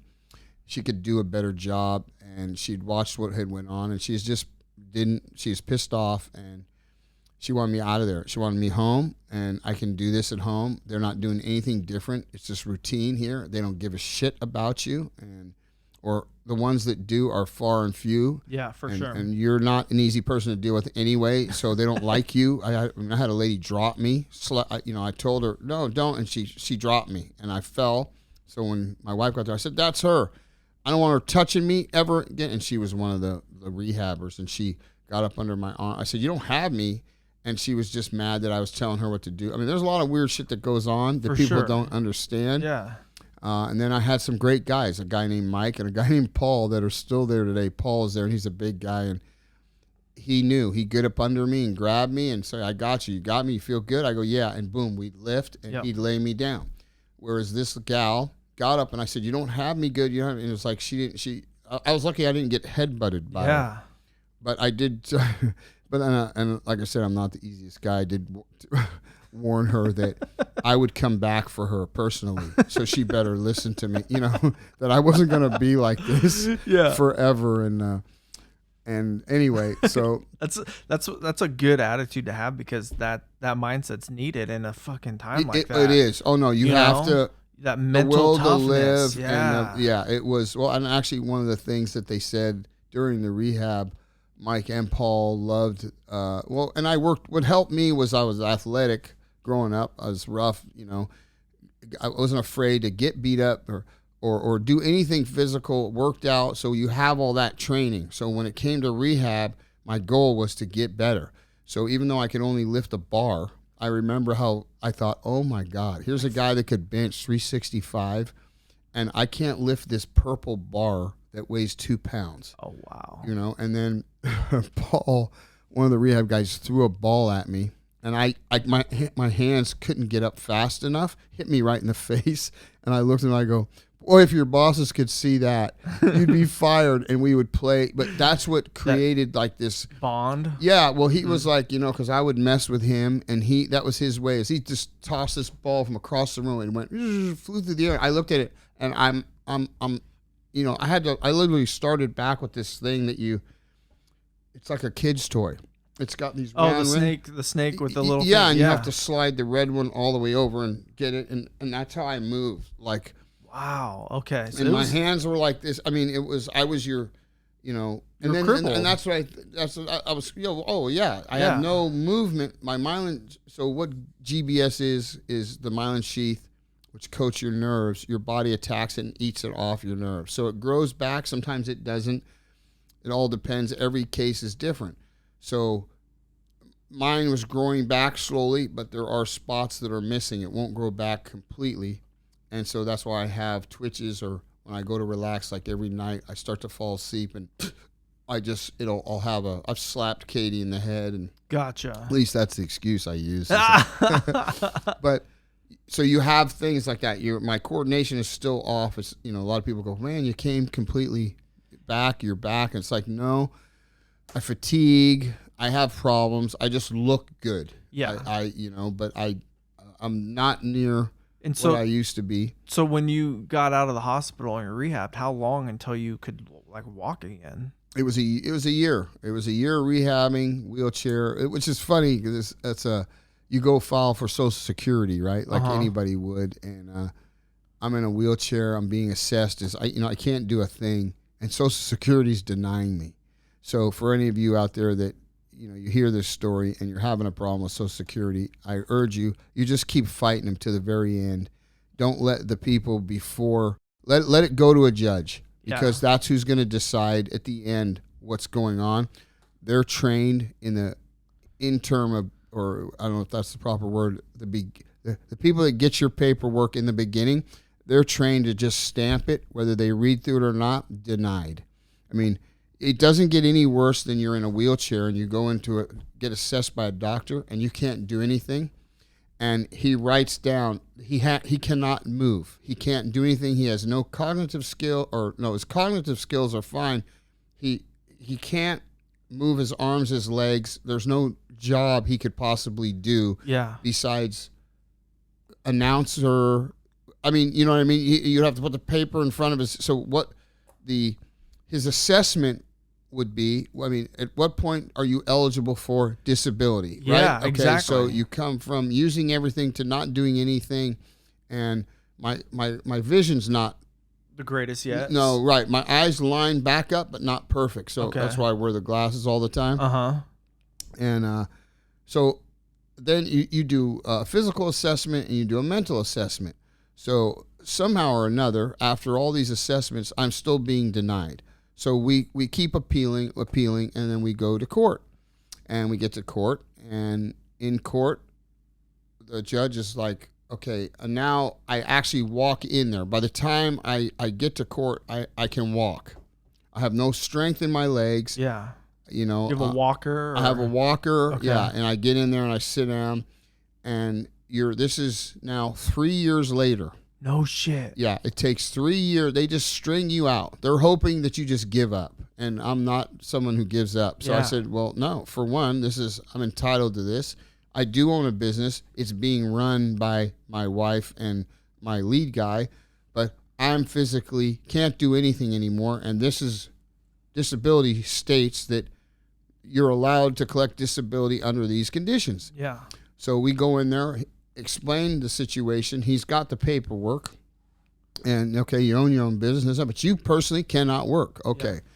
So if there's any job you can do within the state of California, that, turn a popcorn machine over and the popcorn goes into a bin, and that's all you can do. You'll have to move your family there. They'll do anything they can not to pay you. So it turns out I'm a GAF 50, which is a rating that you don't get along with other people well, and so that eliminates me from any job that I could possibly work with people. It's because I'm a hostile person. Apparently, one of the things the guy, the judge asked me was I having a bad day the day of the assessment? And I said, not that I remember, no. And he goes, well, do you know what a GAF 50 is? And I said, no, I don't. And he said, well, and he was hesitant on explaining it. And the person that was with me was actually a personal friend, was an attorney. Not the attorney that most people in my shoes hire, an attorney, a Social Security attorney, and they go and fight for you. And Social Security pays them and so on. This was a personal friend who knew me, who said, Mark is a hard worker. I'm just going there to speak for him because I didn't do well in situations like that. You know, I could actually probably sound guilty or whatever. Just she wanted to go on my. She goes, you know what? I'm going to go with you, Mark, and I want to explain to them exactly who you are. Mm-hmm. So that had came up. He had said, he goes, what are you? Because the paperwork wasn't filled out like he was used to seeing it, because she's an attorney, but she's not a Social Security attorney. Okay. So he figures out, oh, you're just here on his behalf. And she goes, well, yeah, I wanted to come and speak for him because he was not going to tell you how great he was or what he was about. And I have a lot of, respect for Mark, and Mark is this kind of a guy and so on. And I'm just here on his behalf. Yeah. And you would never know how he was coming from him because he's not going to tell you that. And I wanted to assure that you knew the guy that was sitting in front of you and who he was before all this. Yep. And then, do you know what GBS is? And the judge had no idea. And she goes, well, I'll tell you. And so she explained to him what happens and what you've been through and blah, blah, blah. And so he was like, oh, okay. So then they have a vocational guy who sits kind of to the, you have the judge who's behind a podium and you can barely see him except for his face. And then the vocational guy is like at a table over there, and he's to look up any job you could possibly do. Well, it eliminated me from any job because I was also a GAF 50. Okay. Good thing. So, yeah, that was a good thing. So, at that time, that was it done. He heard my story, and he goes, okay, you'll get notified of where you're at by mail in 6 weeks. Okay. So, were you guys struggling financially at this time? And yeah. The whole time, I was only living off of because Katie was going to school, right? She was going to school, taking care of me. She has a child. 2-year-old turning 3. Exactly. And only income coming in. And my guys get together and go, you know what? If none of us are going to be, we're going to all be without a job. Here's our boss who's taking care of us. Yeah. And we got to stand by him and look at him and look at her. And, I got to say, they came together and they had, they had done some things wrong or took longer than they should have at certain things. But the fact that they realized where they were, they could have all said, we need to go find work somewhere else. Another job for another They could have contractor. left, and they could have left her high and dry. Were we broke, starving? No. We always, but we saved it was money. a grind. It was a grind. Yeah. Well, for one, I come home, I'm in a wheelchair. Yeah. I have to be hoisted around, arjoed out, put on a porta potty, wipe my ass wiped by my wife. I'm not walking. I'm in an arjo, as it's called. It's like an engine hoist, sort of apron thing that wraps around you, and you pick it up with like an engine hoist, and you wheel through the house to the bathroom and then back to the couch or into my wheelchair. And then I have to go to rehab. I had to get a wheelchair van, and that's how we got around. And this is now my wife, who is so 2000. So 5 years into our relationship, here she is now dealing with a guy that could be done. Yeah, vegetable, right, pretty much. And she's probably thinking to herself, "How in the hell did I?" But she's just not that person. She loved me, and she was willing to put up with me that way the rest of my life. That's awesome. Which it is. It is awesome. So it chokes me up sometimes if I have to look back and think about some of those things. But so she stands by me, and I slowly get, more cognate, or not cognate. My motor skills are getting a little better. You have no strength, but you can at least, pick your phone up, or you can drop it because you have no. It's hit and miss. It's hit and miss. You can't write. You can pick a pen up, and that's exactly what happens. Gotcha. It's over there now. Across the room. Yep. And so, but you're looking at that as, man, I was in a hospital and I wasn't moving a thing, and I'm at this point. And so, you kind of live every day for just being happy that you're at that point, and every little thing is you're happy for. And then the good thing was the so how Social Security. How long did it take? So it's 3 years until you walked into the Social Security office. How long was it until you started actually walking? I was walking, well, on my own. It was because it's a year, right? Yeah, it was. Well, it's a year walking, so you can take a few steps. You can walk. Yeah. I'm trying to look back and go, okay, when was I really walking around where I could be trusted to walk by myself yourself. Somewhere, anywhere, stairs, anywhere? It probably right around the time I went to the Social Security office. So about 3 years from the time you took the flu shot. Yeah, 2.5 to 3 years that I'm actually now. With the help, though, I always when she brought me there, you had to go up the steps. She's got my arm, and we're going up the steps. Yeah. And so you're just kind of that way. You're still not, you're definitely not going hiking. You're not, you're not going down For to sure. hike down any kind of, you're walking, but you're not carrying luggage. Yeah. If you're going on a flight somewhere, you're not carrying your own bag. You're not doing any of that. You're just you're walking. You're almost like a little baby who just learned to walk. And then how long until you felt like you could go on a hike and you were like, this is the new norm? It was years. It was years for a hike. I mean, I can remember going to Hawaii for a wedding, and I was terrified of just because. So this was a fucking process. Oh, no, this is a whole process that takes years to come back. And so slowly things don't happen. You still don't come back to. And the doctor knew as soon as you said the flu shot what it was. That was my basically. neurologist. Okay. I'll tell you how the system works is once she found out that we were for sure, she had written, and it said in my medical records, flu shot, GBS, Guillain-Barré syndrome only comes from a vaccine or a virus, which comes from chicken, which is very rare, and it does happen from bad chicken. I mean, the chicken has to be so bad that you missed the smell and you ate it, and it was probably green inside, and how you missed all that. It's more prevalent to get a shot and get it than it is anything else.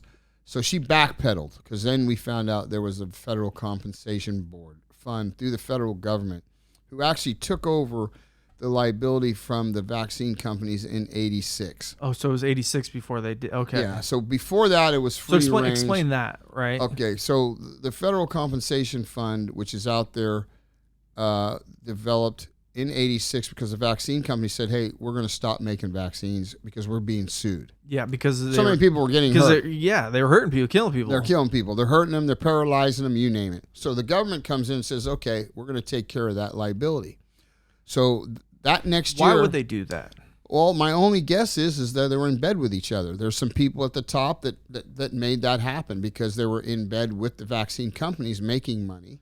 Because if you have a drug that's killing people or hurting people, and they're saying, well, we don't want any of this liability, you take it on. Like, how does that even happen? Well, you got to ask yourself, and there are those dots are being connected now, and all the way back to then, and who was where they were and people, and they're the same people that have been and aligned and jump around and are all over. It's pretty. The average person just living your life never gets to see any of this, but if you pay attention, these people have been all over, and they've been in every. You've dove deep into this. Right? This is it. I would, sometimes I think the reason I made it, I'm alive, is because I do voice my opinion. I've argued with doctors. The scary part of this is doctors don't even know what's in a vaccine. All they know is to push them.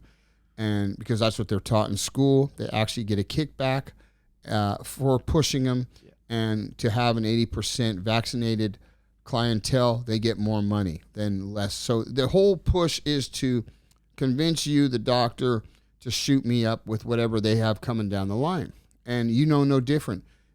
Doctors don't know. You ask a doctor what's in a vaccine, he couldn't tell you. When they do find out, they generally don't push them. Yeah. Or they'll say, we offer them. It's completely your choice. Yeah. Because they take an oath not to harm and, so on when they become a doctor. And knowing that they're hurting you, I've seen them in tears once they find out what vaccines do. You don't see it on TV. They don't want it out in front of you. But if you research and you know where to go, it'd blow your mind the amount of doctors who will not push who are anti-vaccine. And then they start actually going, a lot of them start sliding towards holistic. Yeah. And they go that route, and they realize the system that they've been part of is so corrupt, and they can't believe anything about it anymore, and they derail. And actually the ones that have come out and have been outspoken have disappeared. I was going to say that there's a campaign against, you see discrediting. They're very good at that. It's crazy once you step back and just go, okay, well let me just think about this, and then you just see it clear as day. It's like, whoa, this is weird. It is clear if you look at it. A lot of people don't look at it clearly. Just look at the damage. Look at the kids. If you're a young person born right around my daughter's time period, which is 91, 92, you're just part of that system and that time frame where you have nothing to look back to, and that just seems like a lot of olden days. Mm-hmm. Whoa. But if you're me and you're 57, 58, you're born in 62, and you're just looking at, first of all, when we grew up, what we had was kids that were considered retarded. Mm-hmm. They were not even in your classroom. Yeah. There was no kid that was just a little off and with you. You were hearing impaired kids were, and they would have a box on their chest with 2 wires that went to their ears. And even that, you would have one of those in your class, or 2 maybe, as you came up. Now, it's almost unbelievable, the kids that are just, you've got them from a little bit to all the way to a 10 as far as messed up. And a little bit is, they call them autistic, where there's these slight, well, how did that happen? And why did it happen? Well, they say, it happens through the time period in their life, and it's in the food, and it's this. They have a lot of excuses of everything but the actual vaccine. Yeah.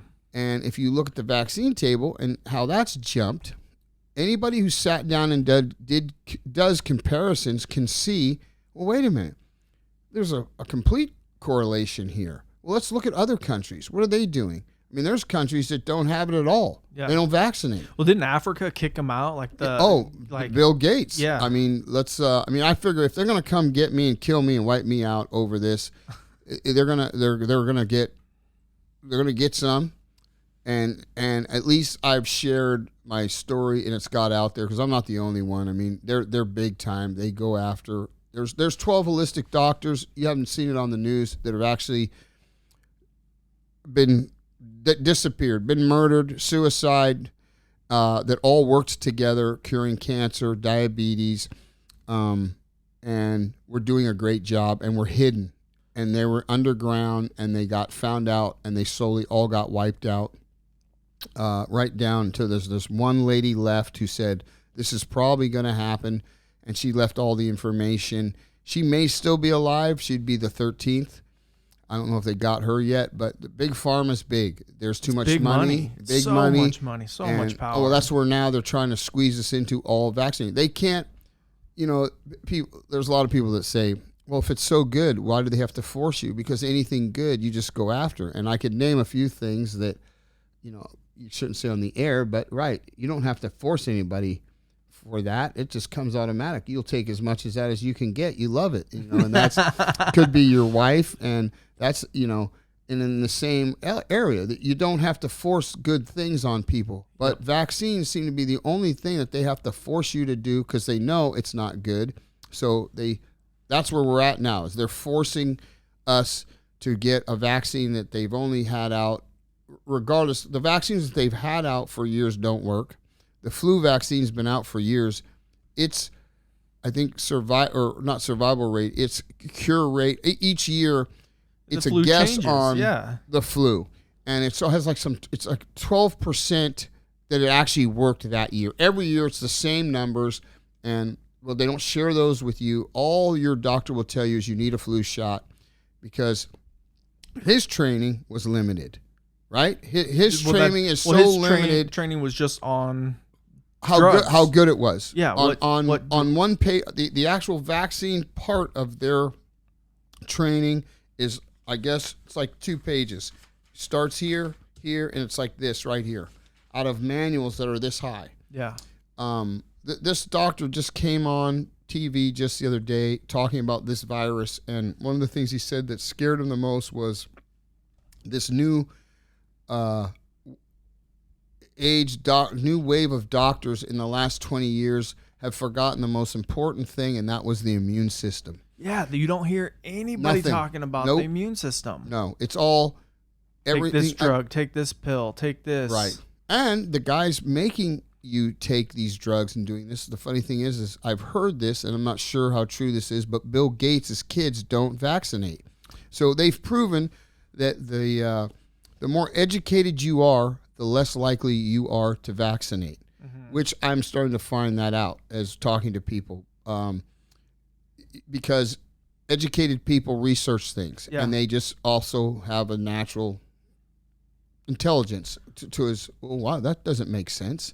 Well, I was telling you, we didn't vaccinate our daughter. Right. Just and I was like, yeah. Yeah, and it was like a gut thing, but then we looked into it. We're like, what are these vaccines?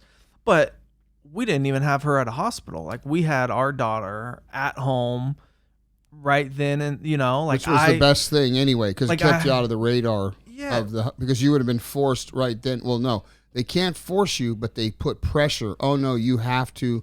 They want to prick your daughter and get her blood sample, which goes into a database, which you don't have to do. Well, it's a trip, right? Because I'm like, man, sick people go to hospitals. I go to the hospital if I break my leg. I go to the hospital if I can't walk. And now I'm like, but yet, you go to the hospital, and this is modern society, right? You go to a hospital, and it's controversial to some people, but I'm like, the most special thing that I ever had was delivering my daughter. That was the coolest thing, picking my daughter up out of the tub with my wife, and she's screaming, and we're holding her, and the midwives are just sitting in the background, and it's a special moment that me and my wife have. And that's right. And we got to hold her, and it wasn't somebody took her and cut the umbilical cord. It was we held her. And you kept the umbilical cord and the placenta, right? Yeah, on there we kept until it drained. So we kept we took Raven out of the tub, did our crying, and it was just the most spiritual, amazing thing ever. And then we got out of the tub and dried Mari off. It's holding the baby, and then we went into the bedroom and laid Mari down on the bed and she had the baby. So it was probably 20 minutes, a half an hour before they actually took the placenta and I cut the umbilical cord. And then that's still 20 minutes of it draining. Yeah, no, it was they made it, and so it was like that's I didn't even know that. I just learned that what they would do way back was the placenta and the umbilical cord would all stay attached. Yeah. It eventually falls off on its own. Okay. It drains the placenta because the baby needs all those antibodies and everything that's been in the placenta. And when that thing sucks up, it automatically detaches here on its own. Yeah. And it falls off, right? So the midwives are close to that by letting you even 20 more minutes 30 compared minutes, to yeah. instant. Yeah. You know, when you because that's their oxygen, that's everything. Everything they've been living on, and that's all the good stuff. Yeah. That's like the vegetables. That's like, you know, when you deep fry a vegetable, you actually cook all the nutrients out of it compared to steaming it or eating it raw or whatever. So that's the placenta. Basically, what you do when you cut it right away is not good. Get rid of the Yeah, and you're supposed to keep it close by, which never made sense to me until more things that I've learned about the back to alignment, your body, and we had a daughter that was born out of an accident that would have had too many chromosomes, so it never made it. So when the baby came out, I want to say when they extracted it from my wife, or it fell out, or I forget how, the placenta we buried. Yeah. And it blooms every year when she would have been born. No shit. I shit you not. I mean, it's kind of odd. So you have this whole cycle of life is so much different than we know. I mean, than we've been taught here, and that's why I kind of feel we were going back to. I feel frauded by our whole system here. United States is, in a sense, the land of the free and this and the other. It's really, it's not. It's free. Whereas if you compare it to Mexico, you're driving down the road and you get pulled over. Do you have to pay a fee? Yeah, you could do that. Could you get extra? Yeah.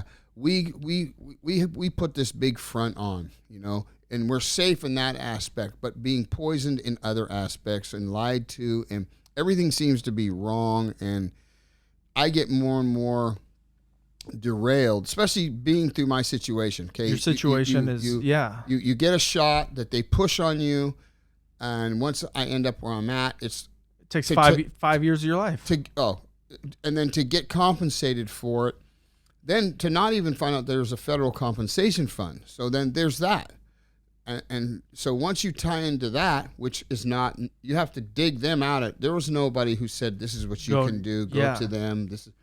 You find that out on your own. That should be on every form, and it should every hospital. Yep. If they're going to offer this should also be this. Yes. Well, thanks to Del Bigtree and Robert F. Kennedy Jr., who's jumped aboard Del Bigtree and Vaxxed and all that, they're making that known. They're making a big waves right now. Oh, and they've sued the CDC twice. Yeah. So people out there that don't know about autism and will tell you, well, there is no link. I usually stop right there because I realize that they don't know anything to do. I have two friends that are right here in town who lived it.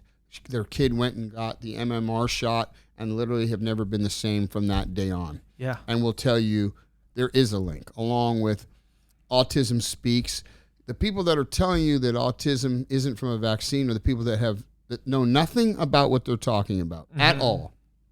Well, they're just parroting what they've been told. And people are scared to go, like me saying that it's like going up against the mainstream, and you telling your story and being unafraid to say that. Right. It's like, then and you just, and I look at it and I go, well, knowledge has been suppressed, right? Oh. We go to a school that teaches us one book. I can tell you there's some things in that book, the recent past, that it's like, that's not how I recall that situation. Right. One of them being 9/11. Right. Like I question 9/11. Oh, that's a big. I love that one. You know what? And it's like I remember 9/11 happening, and them not showing it online anymore or on the news media anymore, because they didn't want the families. They didn't want to show the buildings because people started questioning it immediately. Like those buildings free fell.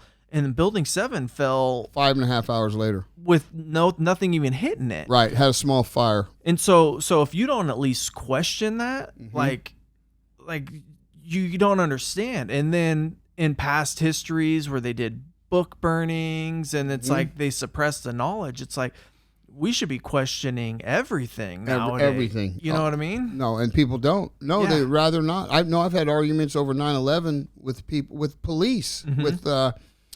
That actually were detectives. And I go, I have I won't mention the name, and I said, you're a detective? That's scary. You tell me anything, I'll research it. Yeah. Before I argue it, I will research it. I'm supposed to be the dumb guy with a poor education. The people that I look up to with an education who I consider smart won't look into anything. They'll just argue with you. So I'm like, okay, 9/11, that's a whole nother deal. I mean, when you look at it's like I call it the iceberg effect. What's on top of the water is very small and minute. Yes. What's below the water is so big, and the evidence is so overwhelming that it's for someone not to look into it and sit here and argue with me. And then I shed some light on some different things, and I didn't know that. I didn't know that. No, that can't be. It's like, really? You don't know much of it. So I stopped arguing with people. And I said, go to 9/11 Truth and look it up for yourself. Just look. Just look. At the end of that, and you want to talk to me and tell me that you don't believe it after that what you find out, I'm okay with that. But for us to sit here and talk about something that you know nothing of, only thing you know of is on 9/11, you watched it on the news, planes run into 2 different buildings. You saw a plane. Well, you didn't see the plane, but you saw the fire afterwards on the Pentagon. And the fourth there's plane, no plane. there was no nothing. plane. You saw then a hole in Pennsylvania with some debris. And that's what you know about 9/11. And you heard phone, what is it? Air traffic from supposed people that were on the plane to their mom, telling them this is what was going on and so on. That's the only thing you have, which is good enough because that's all I had. Mm-hmm. And I was convinced for years that, wow. And that's how gullible we are. Yeah. And I looked at how street smart I am, but how gullible I was when that was all put in front of me. Yeah. And as I started digging more into it, I realized how wonderful, how great they were at manipulating what I thought and how easy that was compared to me not knowing. Because when you know everything about 9/11, it all rears itself and makes complete sense. But what you don't know, I mean, first of all, just the simple fact that most people don't even realize because you don't even think of it as an airplane is like a tin can. Yeah. And how would it penetrate that building? Well, God, it's flying at that rate of speed. Okay, well, things that you don't know. That actually the plane speed or whatever hit the building at that time was on radar and was registered faster than any plane that size could actually fly at that elevation. But nobody knows those little things, right? Yeah. Like a pilot could only tell you that low altitude, it'd be impossible for a plane to fly at 500. It was actually 630 miles an hour. Something hit the building. Yeah. What was it? Okay. Could it have been a plane? Well, there's people that say it was a drone plane because that's the only thing. There were mocked up planes, and the people that said they saw a plane said it was gray, looked like military plane, not a regular jetliner. There's so many different things that don't line up, from phone calls. Well, if you don't elevation. question, my thing is like, if you don't question that, like your critical thinking is, and that's what it is, like critical thinking, people being able to think for themselves regardless of what the narrative being told is. Well, sure. Like and what would alert you to do that? You got to think back at that time. At that time, nothing, because there was no internet. There was no, the internet was very, very new. To believe that anything different had happened. For sure. If you're just the average guy going to work, living life, doing his thing, out of nowhere, this happens. Yeah. Actually, the first things you were hearing were that Saddam was building weapons of mass destruction and wouldn't allow you over there, didn't want us over there to check it out. Yeah. Which was a complete lie. You find out later. What is the phrase that they say? Don't let any good crisis go to waste. Right. So that was the start. Yeah.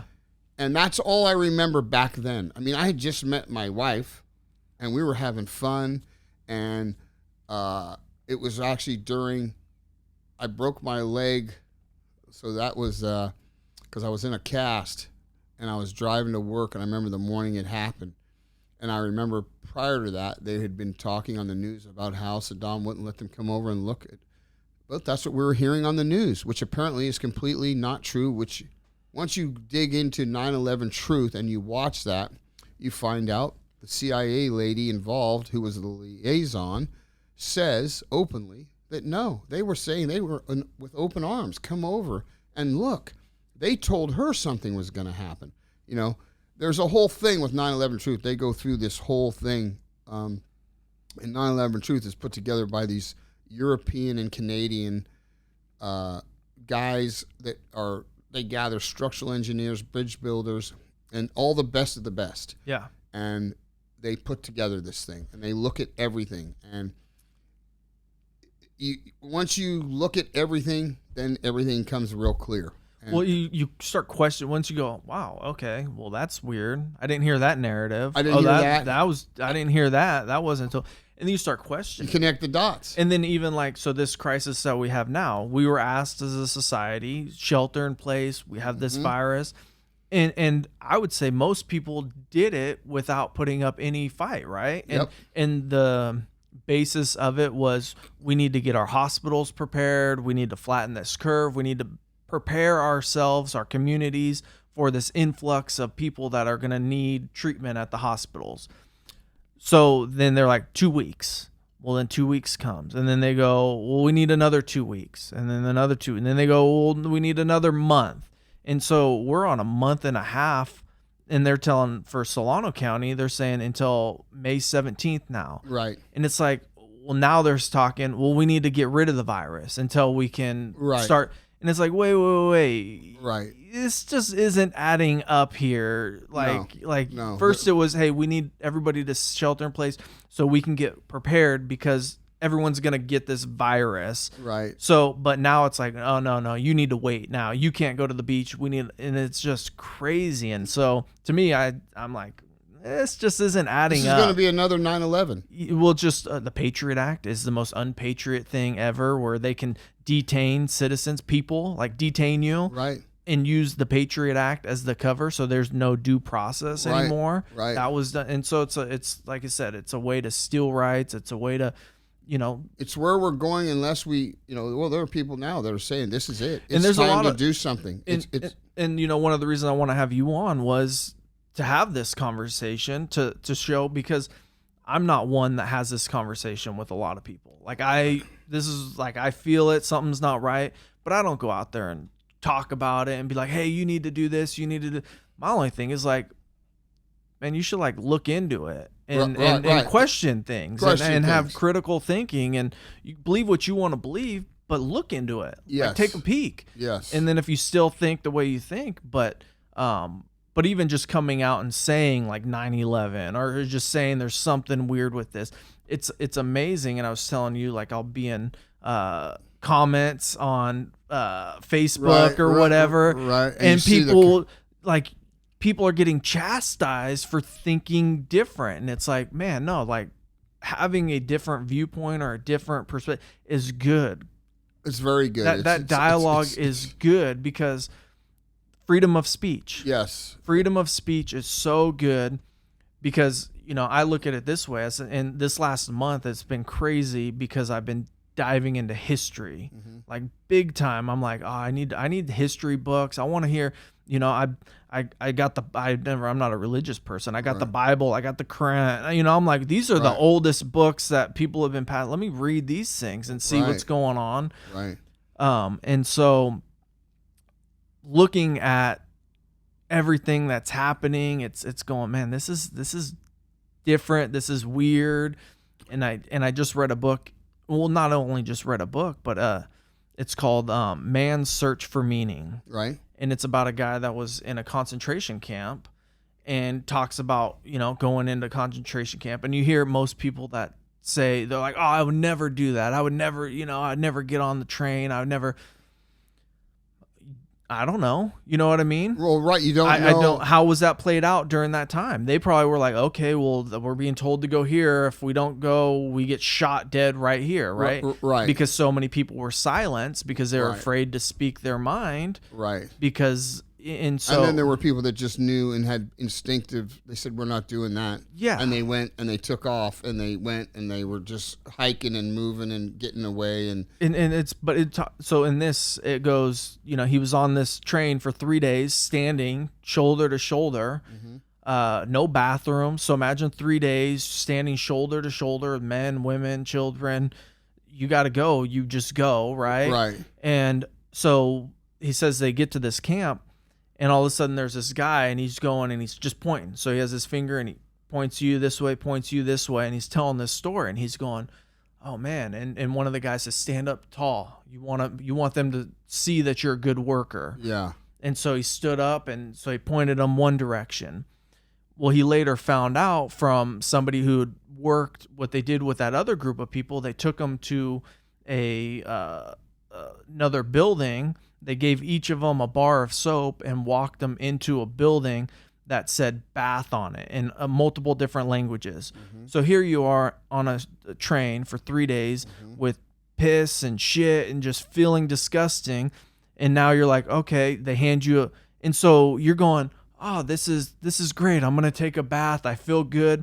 Well, it just goes back to the deception. They marched them into the damn gas chambers and gassed them and killed them. Right. But they had a building that said bath and gave them a soap. Yep. Like, here, we're for you. We're to help you. You know, we're going to clean you up. This is for your good. And walk you into a building and freaking kill you.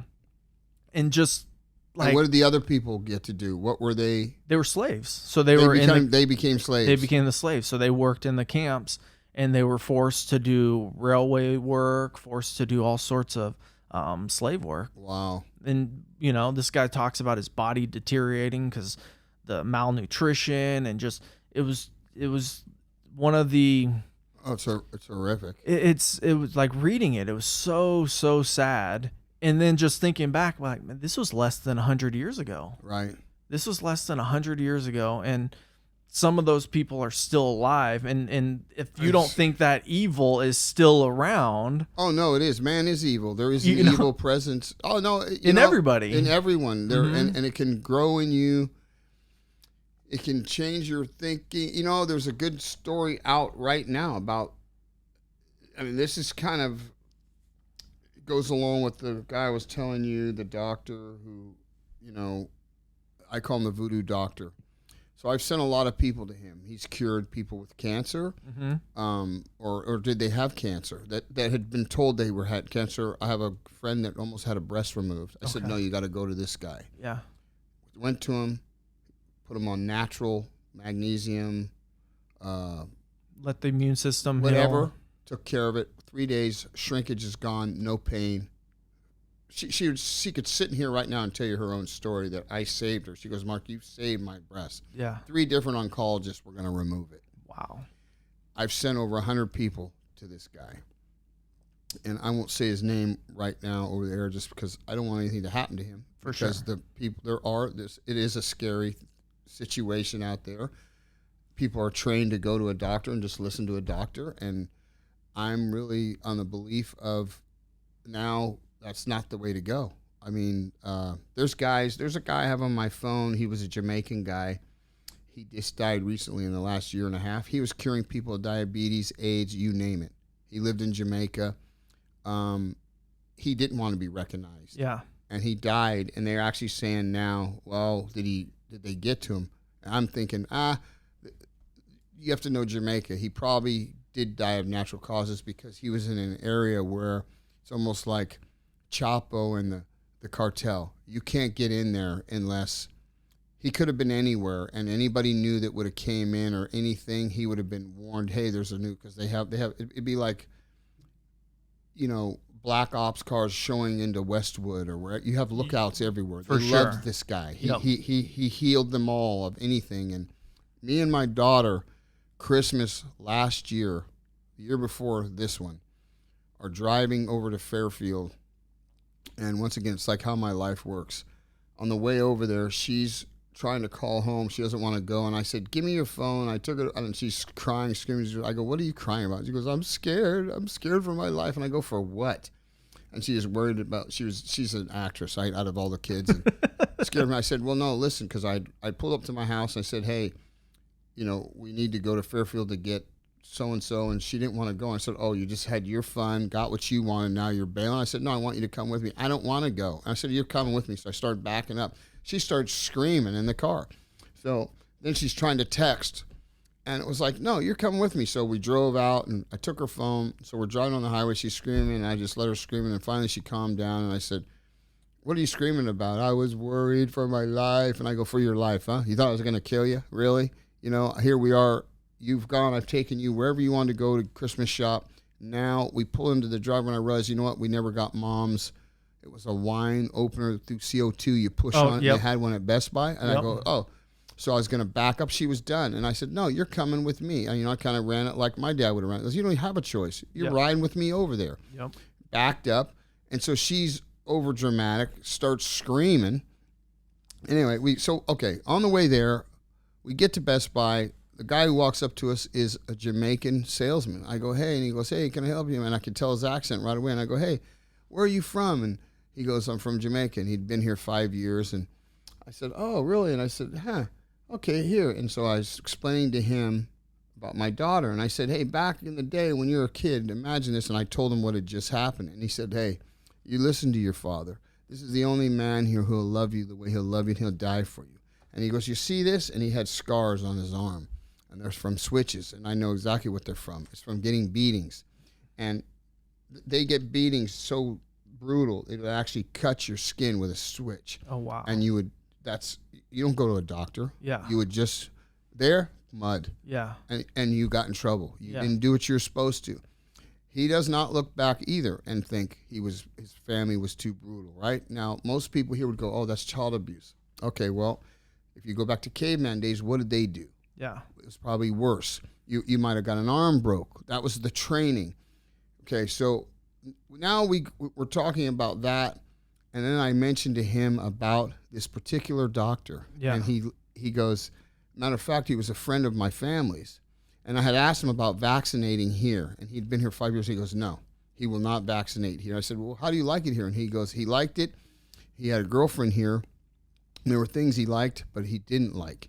And he was amazed at everyone here and how they treated themselves compared to how they are now. We're at his place. And I know how they run in Jamaica. For the average guy here, you would think, oh, it's dirty or it's hostile or it's this, that. They're the most warm and welcoming people. They share, they're this, they're that. Here, how we are, it's just a completely different deal. Mm-hmm. We have abundance of stuff, yet we don't want to give anybody anything. Whereas they are limited and they share their last meal with you. Yeah. And then health-wise, he was surprised. But what he did say about Boudet was that he had a buddy who couldn't get his girl pregnant. And so people would laugh at him. You can't shoot. You're not a real man. They would joke with him. So what's his name made him a potion and told him, here, eat this and eat this, for the next couple weeks. And he did. The guy's got 5 kids. Wow. And I'll never forget that story. My daughter will never forget that he was also telling her, no matter what your dad says, you listen to him because he loves you. But the funny thing was that this guy, which I have a picture of him on my phone, was a healer. Yeah. Because everything that you need in your body is here. It's here. It's natural and it's here. And you don't need to go. If you look at the pharmaceutical industry, they're become like oil companies. Yeah. It's a pill for everything. Yeah. To cover their ass, the side effects side, the commercial will be 15 seconds. No, it'll be like side effects, a 60-second commercial with 45 seconds of side effects with 15 seconds of here. Do you need to get with people smiling? Yeah. Oh yeah. No, it's horrific, and that's the only thing. That's the first thing they want to do is prescribe, and then they have an opiate crisis. And then these guys are actually being put in jail at some point because they were misusing they're just the fall guy as far as I'm concerned because they're all in bed with each other. So you got to wonder, it's kind of like Bernie Madoff. Mm-hmm. How did he actually, they needed someone to go down. They needed a fall guy. They needed a fall guy, and they used him. Although he's doing fine, according to I have some friends that have done federal time, and he's actually runs a Operation Ponzi scheme in there that run through other prisons and money. And he's in a minimum security federal prison and gets what he wants, and is training guys investment. And, you know, a lot of people think he's got it bad. I mean, yeah, you go from freedom and yachts and one life to locked up, but he was for being locked up. He's locked up. You can't ask for a better being locked up place, and you're running because everything's based on money in there. So you can have anything with money, and that's how he rolls. So he's just, you know, he's a legend to them too. Federal criminals are all federal. They're white collar criminals for sure. They're going, how did you do it? How did you get the billions? They want to exactly. They want to know that they're bank robbers. They're, you know, depending on what level of violence, you know, and you know, from the people, they're all in the same boat. The accountants that have stole from this person or that person, so they're all together. Yep. You know, they're just not. They don't have the freedom of of just getting on a yacht and going somewhere and everything. And the system. It makes you think. It makes you think. And a lot of people don't. And you know, are you going to educate everyone? What you're doing, Matt's a great thing. I think you're getting out there and you're getting in touch with people and talking about different things, and that's a start. And I think it is a good thing. Unfortunately, it's also a scary thing because look at Alex Jones. Yeah. I mean, that guy hides out and does interviews, right? He keeps moving around, and they just want to get rid of him. And all he does is he speaks the truth. He's tried to uncover things, and it almost seems like there's more evil, or there has been, than there was good. Although right now we might be in a place where it's actually, thank God, whether you're a Trump hater or lover or not, he's part of the good, taking care of the evil, and he seems to be prevailing slowly. And that's the balance that I talk about in life. Just when you think it's ready to tip over. And I'll never forget when we were hit this drought 3 years ago. Remember, they said there wasn't enough rain that could come. We'd hit the last year. I remember. And there was no way. We didn't have enough time for the rain to come and the drought be over, and we were done. And guess what happened that last year in the time frame they said could not happen? We got the rain we needed. And the snow. And the snow and everything. Once again, just when it's about to tip over, change happens. Yeah. And I believe that is the balance of life, is just when you, like right now, there's a lot of things going around that are scary. And my buddies are sending me things that, you know, this is happening, the change of wealth is here, and this. Just when you think it's over, something changes, and something, whether they say God's coming back and he's going to, you know, whatever good is slowly coming and is balancing what this corruption level, at the height of the corruption, when you thought there's nothing that could be done, things slowly are happening. I mean, look at General Mathers, who they just realized all his Comey framed him. And I mean, he went bankrupt defending himself. Who's this? This is General, he was the general in charge of, supposedly he was part of the Russian collusion with Trump. Okay. That's the biggest news on the news in the last week. They have the handwritten notes from Comey saying, well, this is what we're going to do. After Comey stood up and said, well, no, we sent a couple guys over there. He knew what we were doing. No, it was all, he was framed. They have it. They have the transcripts. They have everything. He's now got a large civil suit. He lost his house. The only reason why he pled guilty was because they were going to go after his son. And who is this? This is General Mathers. Mathers. Okay. Yeah, General Mathers. And all that just hit, just news in the last week, and that's just the start. I think people are opening their eyes and seeing, like, hey, like you said, we need to question this. And when we were talking, one of the reasons I was like, you know what, Mark, you've got a story that needs to be heard right now because of the vaccine. Because of the vaccine, the media is pushing this, and two, you're willing to share it, and like, for me telling you the story, like I haven't told anybody I don't put that out there. I don't. Well, no, because whatever people will think, but it's like, you know what? I appreciate you, and I appreciate you sharing, and I appreciate you being able to not be afraid to speak your mind and speak it, and it helped me, and I hope it helps. A lot of people who know my story, it saved them from actually doing it. Yeah. I'll be the mark. I would stand up for the rest of the kids in the world if they promised to take me alone and leave everyone alone. I'd step up tomorrow. I don't want anything to happen to my own family over this. There is a part of me that is compelled anyway. I would feel bad saying I don't out of fear. I can't do it because I'm driven by a higher power to speak about it, and I just hope it reaches somebody and they take it for what it is. Don't, before you say no or argue, research it. The research is out there. Mm-hmm. It's vaxxed.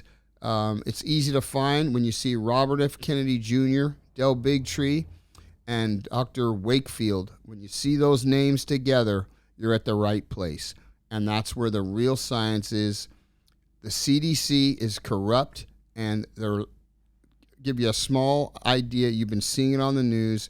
They've actually informed hospitals to, on death certificates, write COVID-19, whether you died of that or not. Now, if this was all a legit virus, why wouldn't they want to separate that out so that at some time they could come up with an accurate number of who died during this in years to come, and they look back, they will never have accurate numbers, and that's scary. Yeah.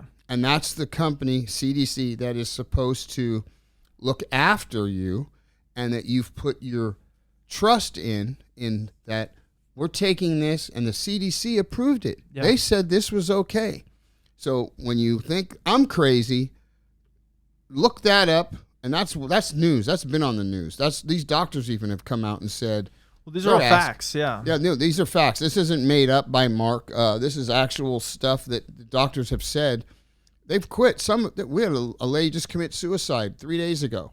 She had a person come out for her first and say, I'm sharing this because the doctor doesn't want to be known, and she feels terrible that they're letting people die, for one, and they're dying of complications of other things, and we're having to sign the death certificates as COVID-19. A day later, this lady commits suicide. Not the one informing everybody, the person who supposedly didn't want to be heard. Now, I'm wondering, did she commit suicide or was she taken out because she knew too much? That I can't answer. I do know that there's a lot of odd things going on. After Del Bigtree came out with the information on a podcast like this saying, this is what the CDC's doing, because he's got insiders that they're known as whistleblowers. They work in there and they're giving him information.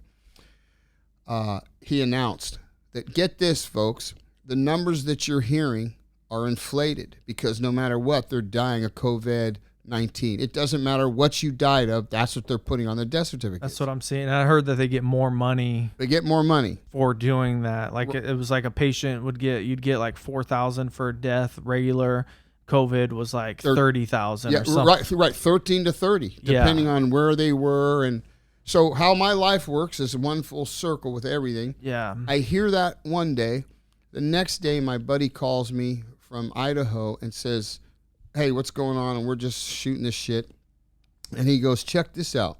His son works with a guy. Now, they're welders. And the buddy's wife is a nurse. She comes home in tears and says she wants to quit. And he says, why? And she goes, she's had to sign 3 death certificates that said they died of COVID-19, and they didn't. And she doesn't feel right. It was already filled out, but she had to sign her signature to it. She didn't want to. So she told her husband. He comes to work and tells my buddy's son. Yeah. And then my buddy's son calls Dad and says, Dad, check this out. So when I talk to him, I go, well, get this. And I tell him what I heard, and I said, it's true. Yeah. And he's like, what the F? He goes, dude, are we ready to, because he lives in the hills. He don't trust nothing anyway. And he's already geared up and said, hey, things are happening, like, and I'm with him. It's strange. It's scary. At that level, and this is the CDC is the head hospital, is the head, right? They're the ones supposed to be doing the testing. They're the ones, by the way, people, anyone out there who thinks that they're testing these vaccines, the CDC they got sued. One of the reasons was because they had supposed to have been monitoring the vaccine companies, and there was no monitoring going on since '87. There was no monitoring. So every vaccine that was put out under no supervision. Just signed off. We got a new vaccine. Okay, new vaccine, cool. And people have been shooting, and that's why you have these kids in the positions that they are now, autistic, a little bit autistic, the peanut allergy thing, the allergies to all kinds of things, the ADHD, they're ruining a society of people. And we need to use our First Amendment or our mouths, right? Yep. To have a conversation like we're sitting down doing today, before it goes to the Second Amendment. You know what I mean? And so, and that's where it's like I want to hear both sides. I want to hear the side of against it, and I want to hear the side of for it, and then let's come to common ground. Sure. Because if we can't have the dialogue between the two, right, then it goes, I believe what I believe. Now it goes, okay, we fight to right, see who wins. Right. And so having conversations and thoughtful, thought-provoking, and just like how we talked about homelessness, having a conversation on homelessness, vaccines, is there corruption in government? You know, I mean, it's like we need to be questioning all of this stuff. I'm not saying that one thing's right and everybody's corrupt, but if it freaking smells, then, you know, you need to take a look at it. Well, so. and at the same time, right, can vaccines be safe and be okay? I don't know. You know, my personal opinion is we didn't have them to begin with. Because there are people that say, well, maybe they can be made safe. And it almost seems like they want to make sure that they just don't rule them out completely. That's a very good possibility. I'm of the thinking now that the human body adjusts to certain things on its own. That would be saying that if you believe in God, that he left something out. Yeah. And if everything is here to protect us, and at one time we used everything here because of the way it lines up, your body has a natural ability to, when it's starving for sugar, you crave sugar. Yep. When you're thirsty, you drink water. Yep. So you go, well, how did I know to put that ointment here? How would I know? Well, how did they know back then? There was something that happened automatically through the pineal gland, the third ite. That would attract you to that, and automatically, and we've lost that. And it sounds crazy, but there are people out there that are going to know what I'm talking about. Yep. And then there's people out there that go, you're crazy. And then there's going to be people that are in the middle that go, well, my gut says something's wrong, but it can't be that crazy. It can't be right. That's what I don't have time. I'm going to focus. And I think that's the majority. Yes. Is like, yeah, but you can't control it. So what am I going to do about it? You got to have, here's the last thing I'll say before I have to go to the bathroom, Matt, is your mind is like a parachute. Yeah. And it doesn't work if it's not open. Yep. So whether you believe it or not, you have to have an open mind to check into it before you decide one way or another. You know, I mean, it's just whoever's out there and you're thinking of what we talked about is right or wrong, you have plenty of time to research it on your own and come up with your own understanding. Your mind is like a parachute. That's a good one. So let's end on that. Mark, thank you so much. You're welcome, Matt. It was wonderful. Yeah, thank you so much, buddy.